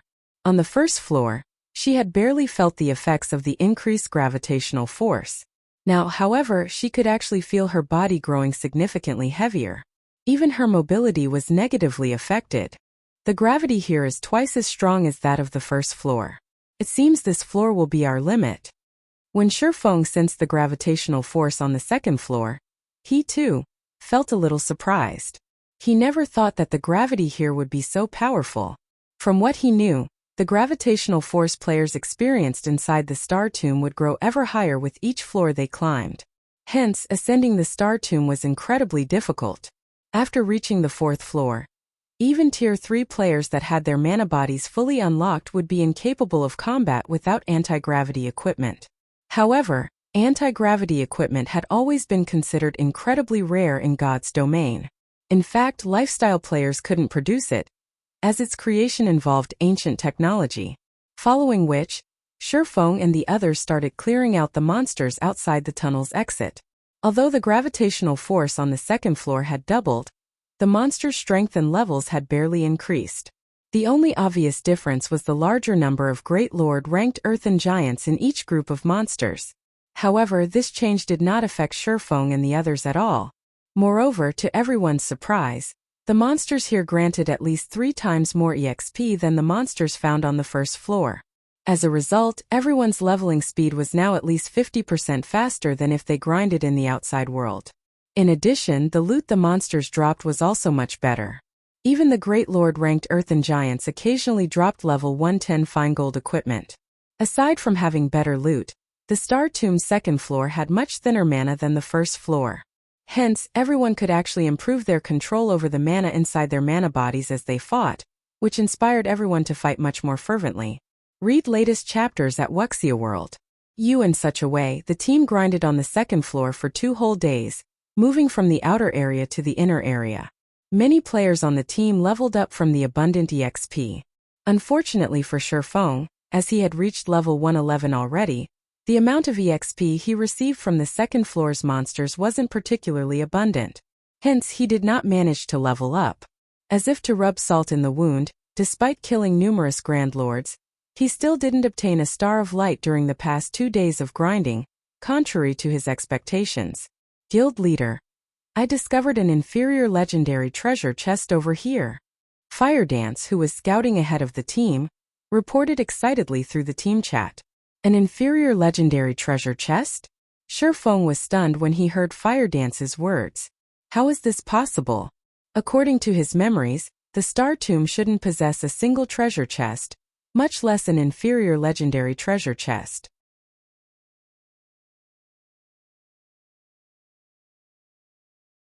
Chapter 2488. Demon God's Temptation. Could it be a pioneering benefit? After giving the matter some thought, this was the only possibility Shifeng could think of. In his previous life, there was never any news of anybody discovering a treasure chest in the Star Tomb despite the many teams grinding there back then. Any treasure chest opened in the Star Tomb would definitely have caught the attention of others. However, nobody had ever seen any signs of a treasure chest being opened in the Star Tomb. Hence, everyone had always believed that this regional dungeon did not spawn treasure chests, and that players could only obtain resources and treasures from killing bosses there. However, Shifeng did not put too much thought into the matter. After all, that was an inferior legendary treasure chest they were talking about, an opportunity that was incredibly difficult to come by. He immediately led Kola and the others toward Fire Dance's location. At the same time, Fire Dance's report in the team chat had set the team abuzz. Crap! There's actually an inferior legendary treasure chest here? Zero Wing has struck gold this time. It might even get a fragmented legendary item. Only our guild leader has a fragmented legendary item currently. Zero Wing is truly lucky. The several vice commanders of the Hell Legion grew incredibly envious upon hearing about the discovery of an inferior legendary treasure chest. If not for Zero Wing being their ally, they would have most likely done everything they could to contest for it. Currently, in the opinion of most experts, epic weapons and equipment were the highest-ranked items available in God's domain, while fragmented legendary items and the like were mere rumors. After all, items of such caliber had yet to appear on the market. In fact, the majority of the various superpowers still didn't have any concrete information relating to fragmented legendary items. According to Netherworld Empire's investigations, there shouldn't be more than 10 fragmented legendary items in the hands of players right now. Moreover, only a few in the guild's upper echelon knew about this information. As for the strength of fragmented legendary items, the guild upper echelon like themselves had personally witnessed it before. It was not something epic weapons and equipment could hope to match. Fragmented legendary items allowed players to undergo a qualitative transformation. If they could obtain just one fragmented legendary item, they would instantly soar to the apex of God's domain. Most importantly, fragmented legendary items could be used forever, continuously growing stronger as players reached higher levels, and would never fall behind the times. Hence, Netherworld Empire had always been frantically searching for clues to fragmented legendary items, and would go all out in following any clues it found. In fact, the guild wouldn't even mind letting the entire Hell Legion suffer annihilation, if it meant obtaining a fragmented legendary item. However, according to Netherworld Empire's research, the chances of getting a fragmented legendary item from epic treasure chests were minimal. Only inferior legendary treasure chests had a significant chance of awarding such an item. The Star Tomb's pioneering benefits are this excellent? Hell Rush also could not help growing envious in this situation. It seems we'll really need to go all out in exploring the Star Tomb after this job. Although he knew that the Star Tomb definitely contained bountiful resources and treasures as a God Mode regional dungeon, he never imagined that it would be to such an extent. They were only on the Star Tomb's second floor. Yet they had already come across an inferior legendary treasure chest. If even the second floor had such amazing treasures, he simply could not fathom how amazing the treasures on the higher floors would be. After the Hell Legion's members discussed this matter briefly among themselves, they quickly followed Shurfeng toward Fire Dance's location. The environment of the Star Tomb's second floor was a tropical rainforest. However, unlike the rainforests in the real world, the rainforest here was home to colossal trees. Entering this place felt like entering a land for giants. Ordinary humans would look incredibly small here. After traveling through the forest for around 20 minutes, the team arrived before a barren hill, which actually had an ancient temple erected on it. A dark fog enveloped this shrine, evoking an indescribably gloomy sensation. Through the open gates, one could see a gigantic treasure chest sitting in the middle of the shrine. This treasure chest gave off the distinctive orange-red glow of an inferior legendary treasure chest. Guild leader, we've struck the jackpot this time. It really is an inferior legendary treasure chest, Kola said, excitement surfacing on his face when he spotted the gigantic treasure chest. This was no longer Kola's first time seeing an inferior legendary treasure chest. Although he didn't think that Fire Dance would make a mistake, after verifying Fire Dance's claim with his own eyes, he still could not help his surprise. After all, he had personally experienced the strength of a fragmented legendary item before. At this moment, aside from Kola, Aqua Rose and the other Zero Wing members present also revealed excited expressions on their faces. After all, so long as they managed to obtain a fragmented legendary item from the treasure chest, Zero Wing would have another Apex expert, something the guild lacked the most right now. However, unlike the Zero Wing experts, the members of the Hell Legion did not reveal any joy or envy upon seeing the inferior legendary treasure chest. On the contrary, they even started shaking their heads in disappointment. What a pity. It's actually a demon god's temptation. Hell Rush sighed as he gazed at the gloomy temple. After calming herself, Aqua Rose turned to Hell Rush and asked curiously, Demon God's temptation? What do you mean, Commander Rush? Previously, she had clearly sensed Hell Rush and the other's passionate response to the discovery of the inferior legendary treasure chest. Now, however, after seeing the treasure chest itself, they were suddenly indifferent toward it. This was truly strange.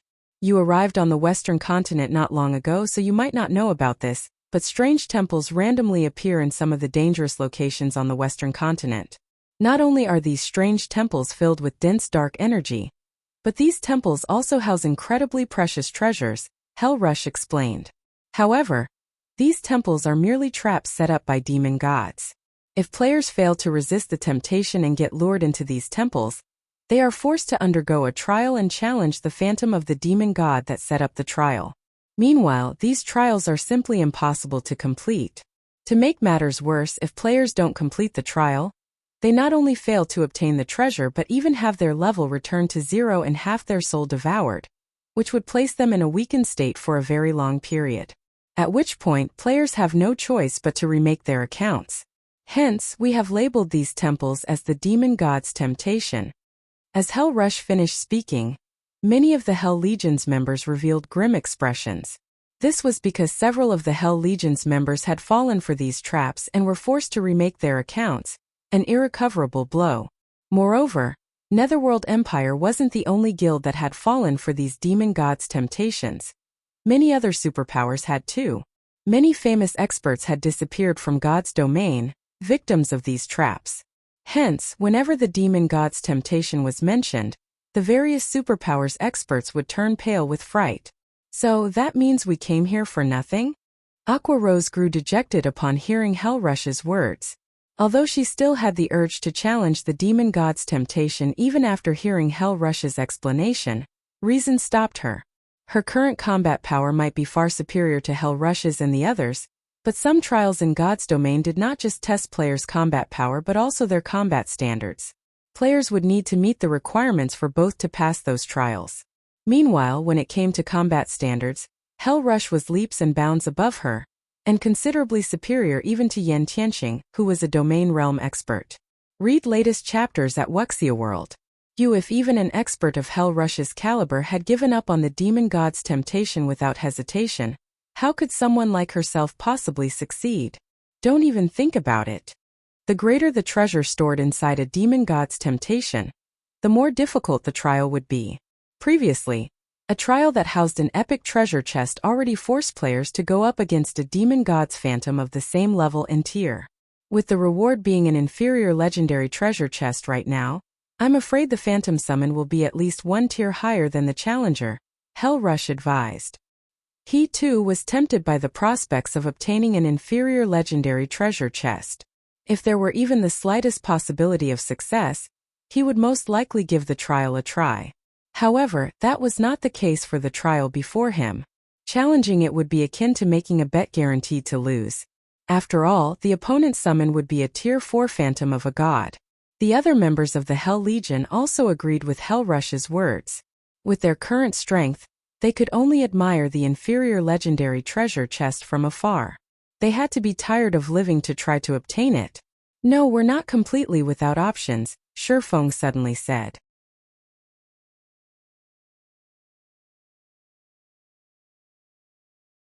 Chapter 2489 Circumventing the Rules? Hell Rush and the Hell Legion's other members gave Shifeng a strange look after he spoke up. They had already explained the demon god's temptation to the Eastern players. They hadn't expected that Shifeng would still aim to claim the inferior legendary treasure chest. Trying to take that chest would be the equivalent of trading one's life for wealth. Guild leader Black Flame, you won't be able to use your berserk skills or any magic tools once inside the temple. You'd have to face the demon god's phantom by relying on your own power. Although the phantom isn't a true demon god, a demon god did create it. It's far stronger than a hero of the same level and tier, Hell Rush explained. If you fail, you'll have to remake your account. Hell Rush could sympathize with Shifeng's desire. An inferior legendary treasure chest was just that tempting. That treasure chest had a very high chance of bestowing a fragmented legendary item to whoever opened it.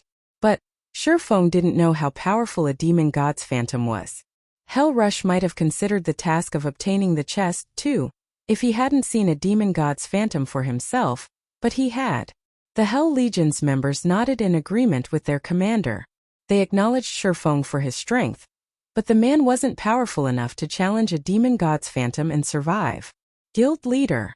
Shifeng's statement even made Aqua Rose a little nervous. He hadn't even unlocked his mana body's full potential, and in the Star Tomb he had slightly less combat power than she did. If Shifeng failed the trial, he'd take Zero Wing down with him. The man was the symbol of Zero Wing, and if he were forced to remake his account, the guild would quickly crumble. You misunderstand. I have no intention of challenging the demon god's phantom directly, Shifeng explained, noticing his comrade's anxious expressions. I'm just saying that obtaining that treasure chest is possible. Obtaining the treasure chest without challenging the demon god's phantom? Hell Rush gave Shifeng a confused look. He thought the man must be joking. Once players entered the temple, they couldn't leave until the trial until they completed it. If Shifeng didn't defeat the demon god's phantom, how would he claim the treasure chest? Yes, though it will be somewhat difficult, Shifeng answered, nodding. He then turned to Aqua Rose and said, set up a Starlight Gathering magic array around the temple. Then, I want you to stand guard and prevent any monsters from approaching. Shifeng knew far more about the ancient gods and their phantoms than anyone in God's domain. Not even a dragon of the same tier would approach an area guarded by an ancient god's phantom. The phantom's strength was on par with that of a divine dragon.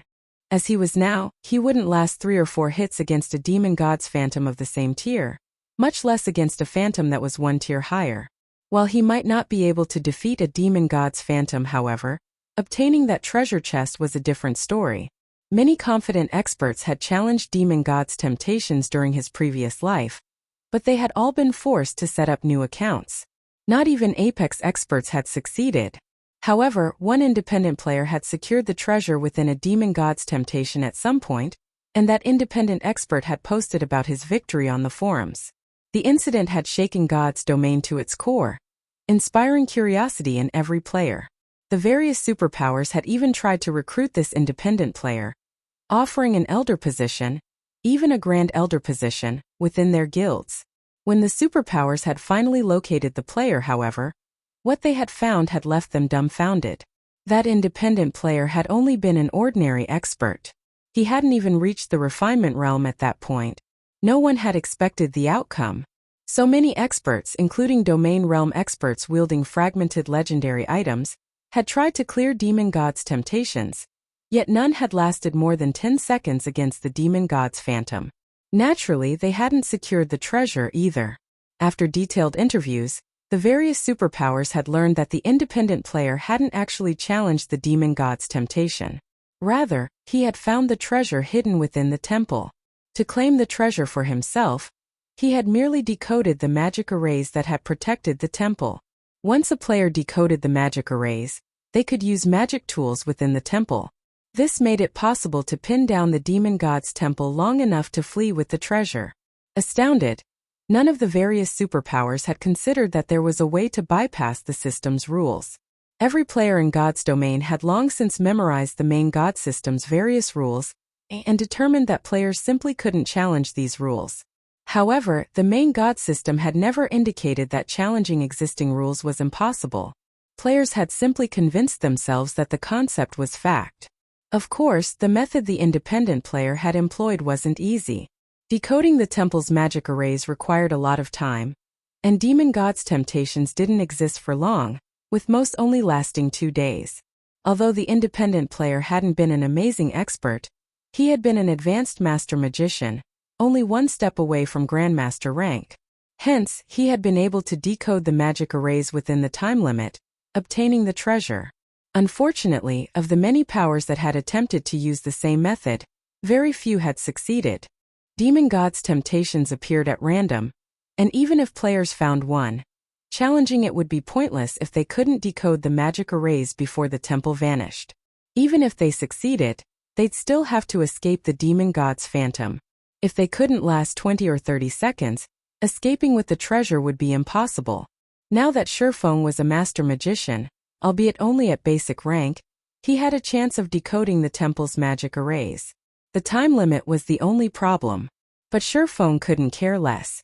Since he had stumbled across a demon god's temptation, giving up without trying would be a waste. Meanwhile, confused, Aqua Rose and her companions did as they were told, setting up a starlight gathering magic array around the temple. As they did, the magic arrays concentrated the ambient mana, which skyrocketed around the temple.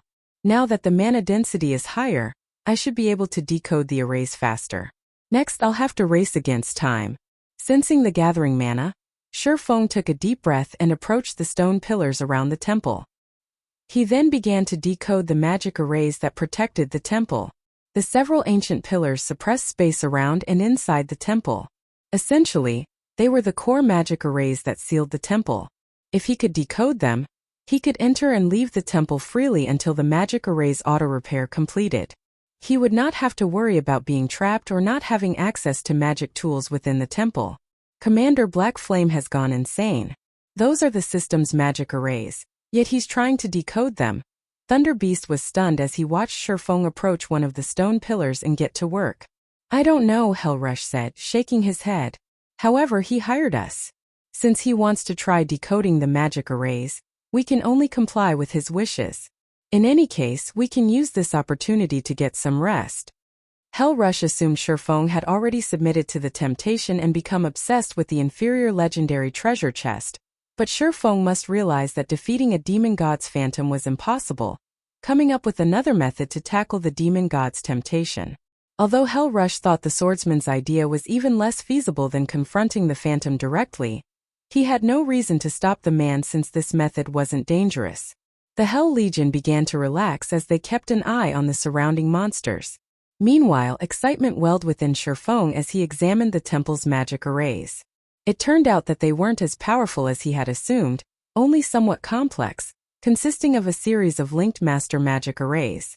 These weren't nearly as formidable as the magic arrays that had entrapped the silver divine dragon. Given enough time, decoding these arrays wouldn't be a problem. Shifeng frantically decoded the core magic arrays engraved on the ancient stone pillars as time flew by. 3 hours. 6 hours. 12 hours. The harder Shifeng tried to decode the magic arrays, the more impressed he became. These arrays offered a lot of insight into magic arrays' structure and manipulations. Unfortunately, the more magic arrays Shifeng decoded, the slower his progress became. Not only were the engraved arrays more complex than the last, but they also required more mana and more precise mana control. In the end, Shifeng had only decoded half of the magic arrays after more than a day had passed. He began to feel a little dejected. It's no wonder why only a few powers had ever successfully obtained the treasures, even after learning how to secure them without facing the phantom. The last magic arrays aren't testing players' knowledge of magic arrays, but their mana control. Shifeng gave the next magic array a bitter smile. It seems that I won't be able to claim the treasure chest after all. Guild leader, your mana control is too rough. Like combat techniques, mana operates within certain rules. It's easier to control if you work within those rules. Aqua Rose interrupted, watching Shifeng work while staying out of his way. Read latest chapters at Wuxia World. You combat technique? Shifeng's eyes glowed as he suddenly realized something. That's right. He then gritted his teeth and retrieved the memory crystal that contained the Heavenly Blue Saint's mana technique. He had wanted to save it until he had unlocked his mana body's full potential. Wielding the technique would involve his mana body after all, but a mana technique was at its core a way to use mana. Even if he couldn't execute Iliadi's mana technique just yet, learning it should grant him a boost to his mana control. I can only try it. Shifeng then squeezed the memory crystal until it shattered, and a stream of purple gold light flowed into his head, forming a virtual space within his mind.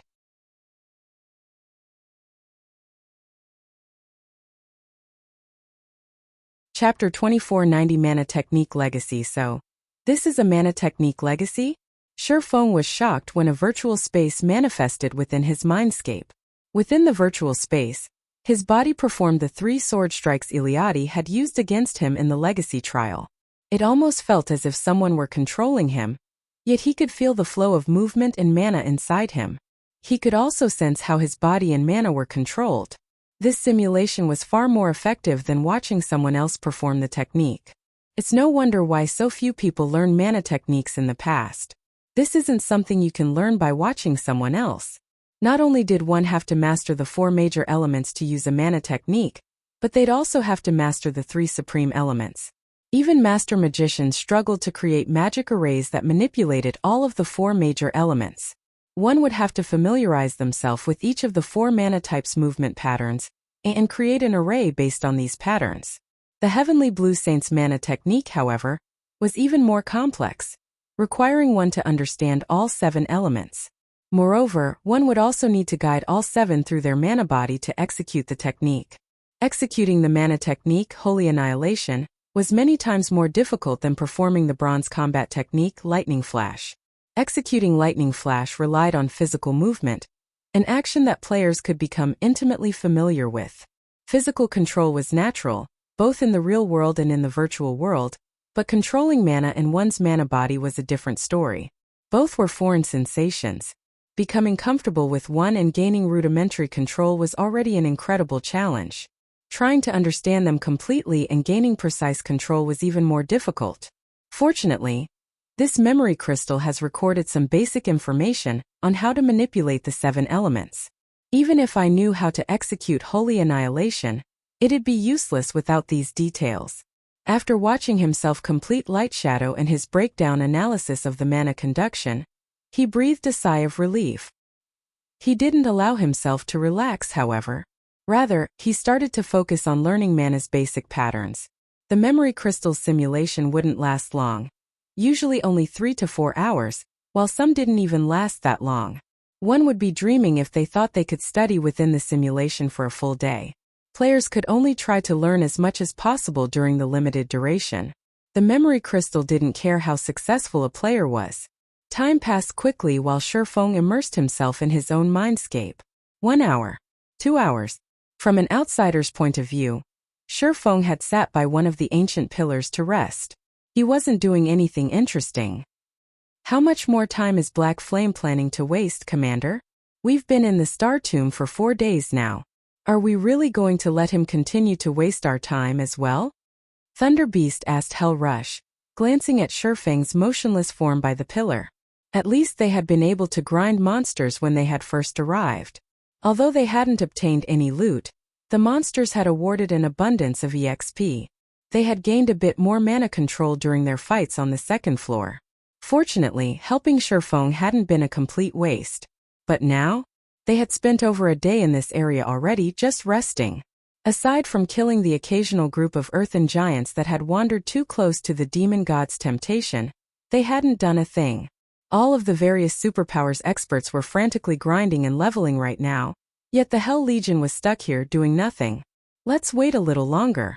We agreed to accompany Black Flame into the Star Tomb for 5 or 6 days, whether or not he finds what he's looking for. The 5th day isn't over quite yet. After the agreed-upon time, if he wants to remain, we'll retreat, Hell Rush said.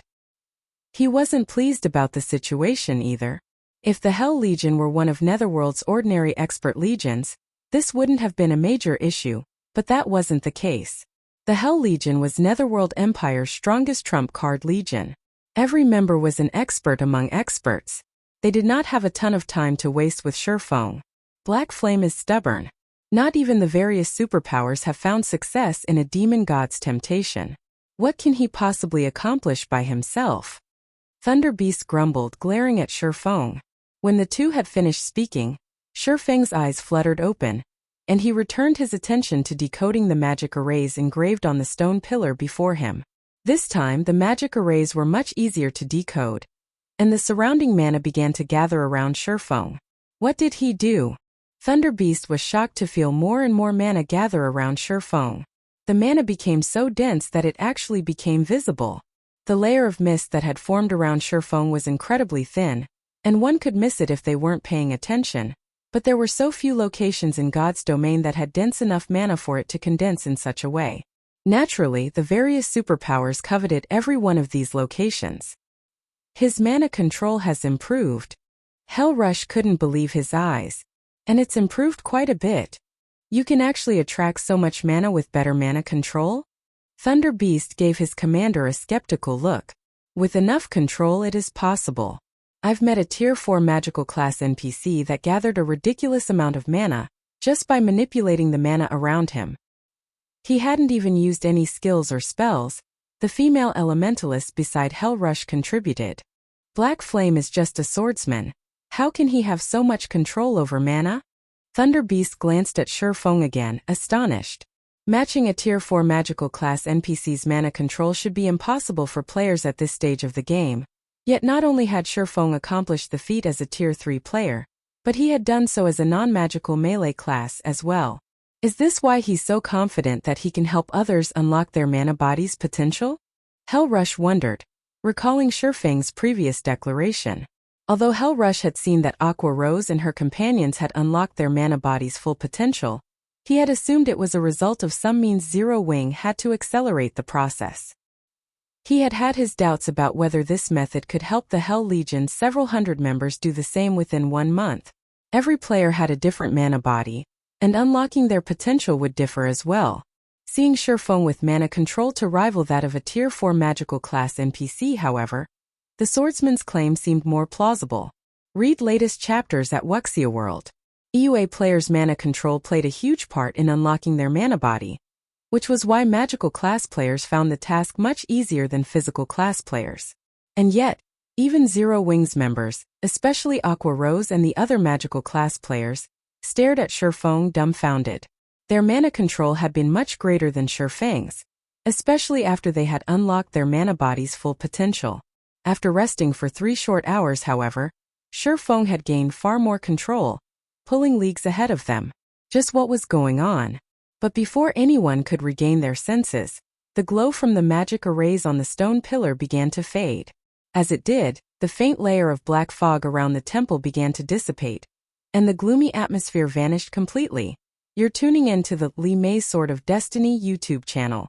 We're so grateful for your support, and don't forget to subscribe to join us on this incredible journey through captivating stories. Your generosity through donations truly makes a world of difference, as it's the primary source of revenue that allows me to expand and enhance this channel for you. Thank you from the bottom of my heart for being a part of this adventure.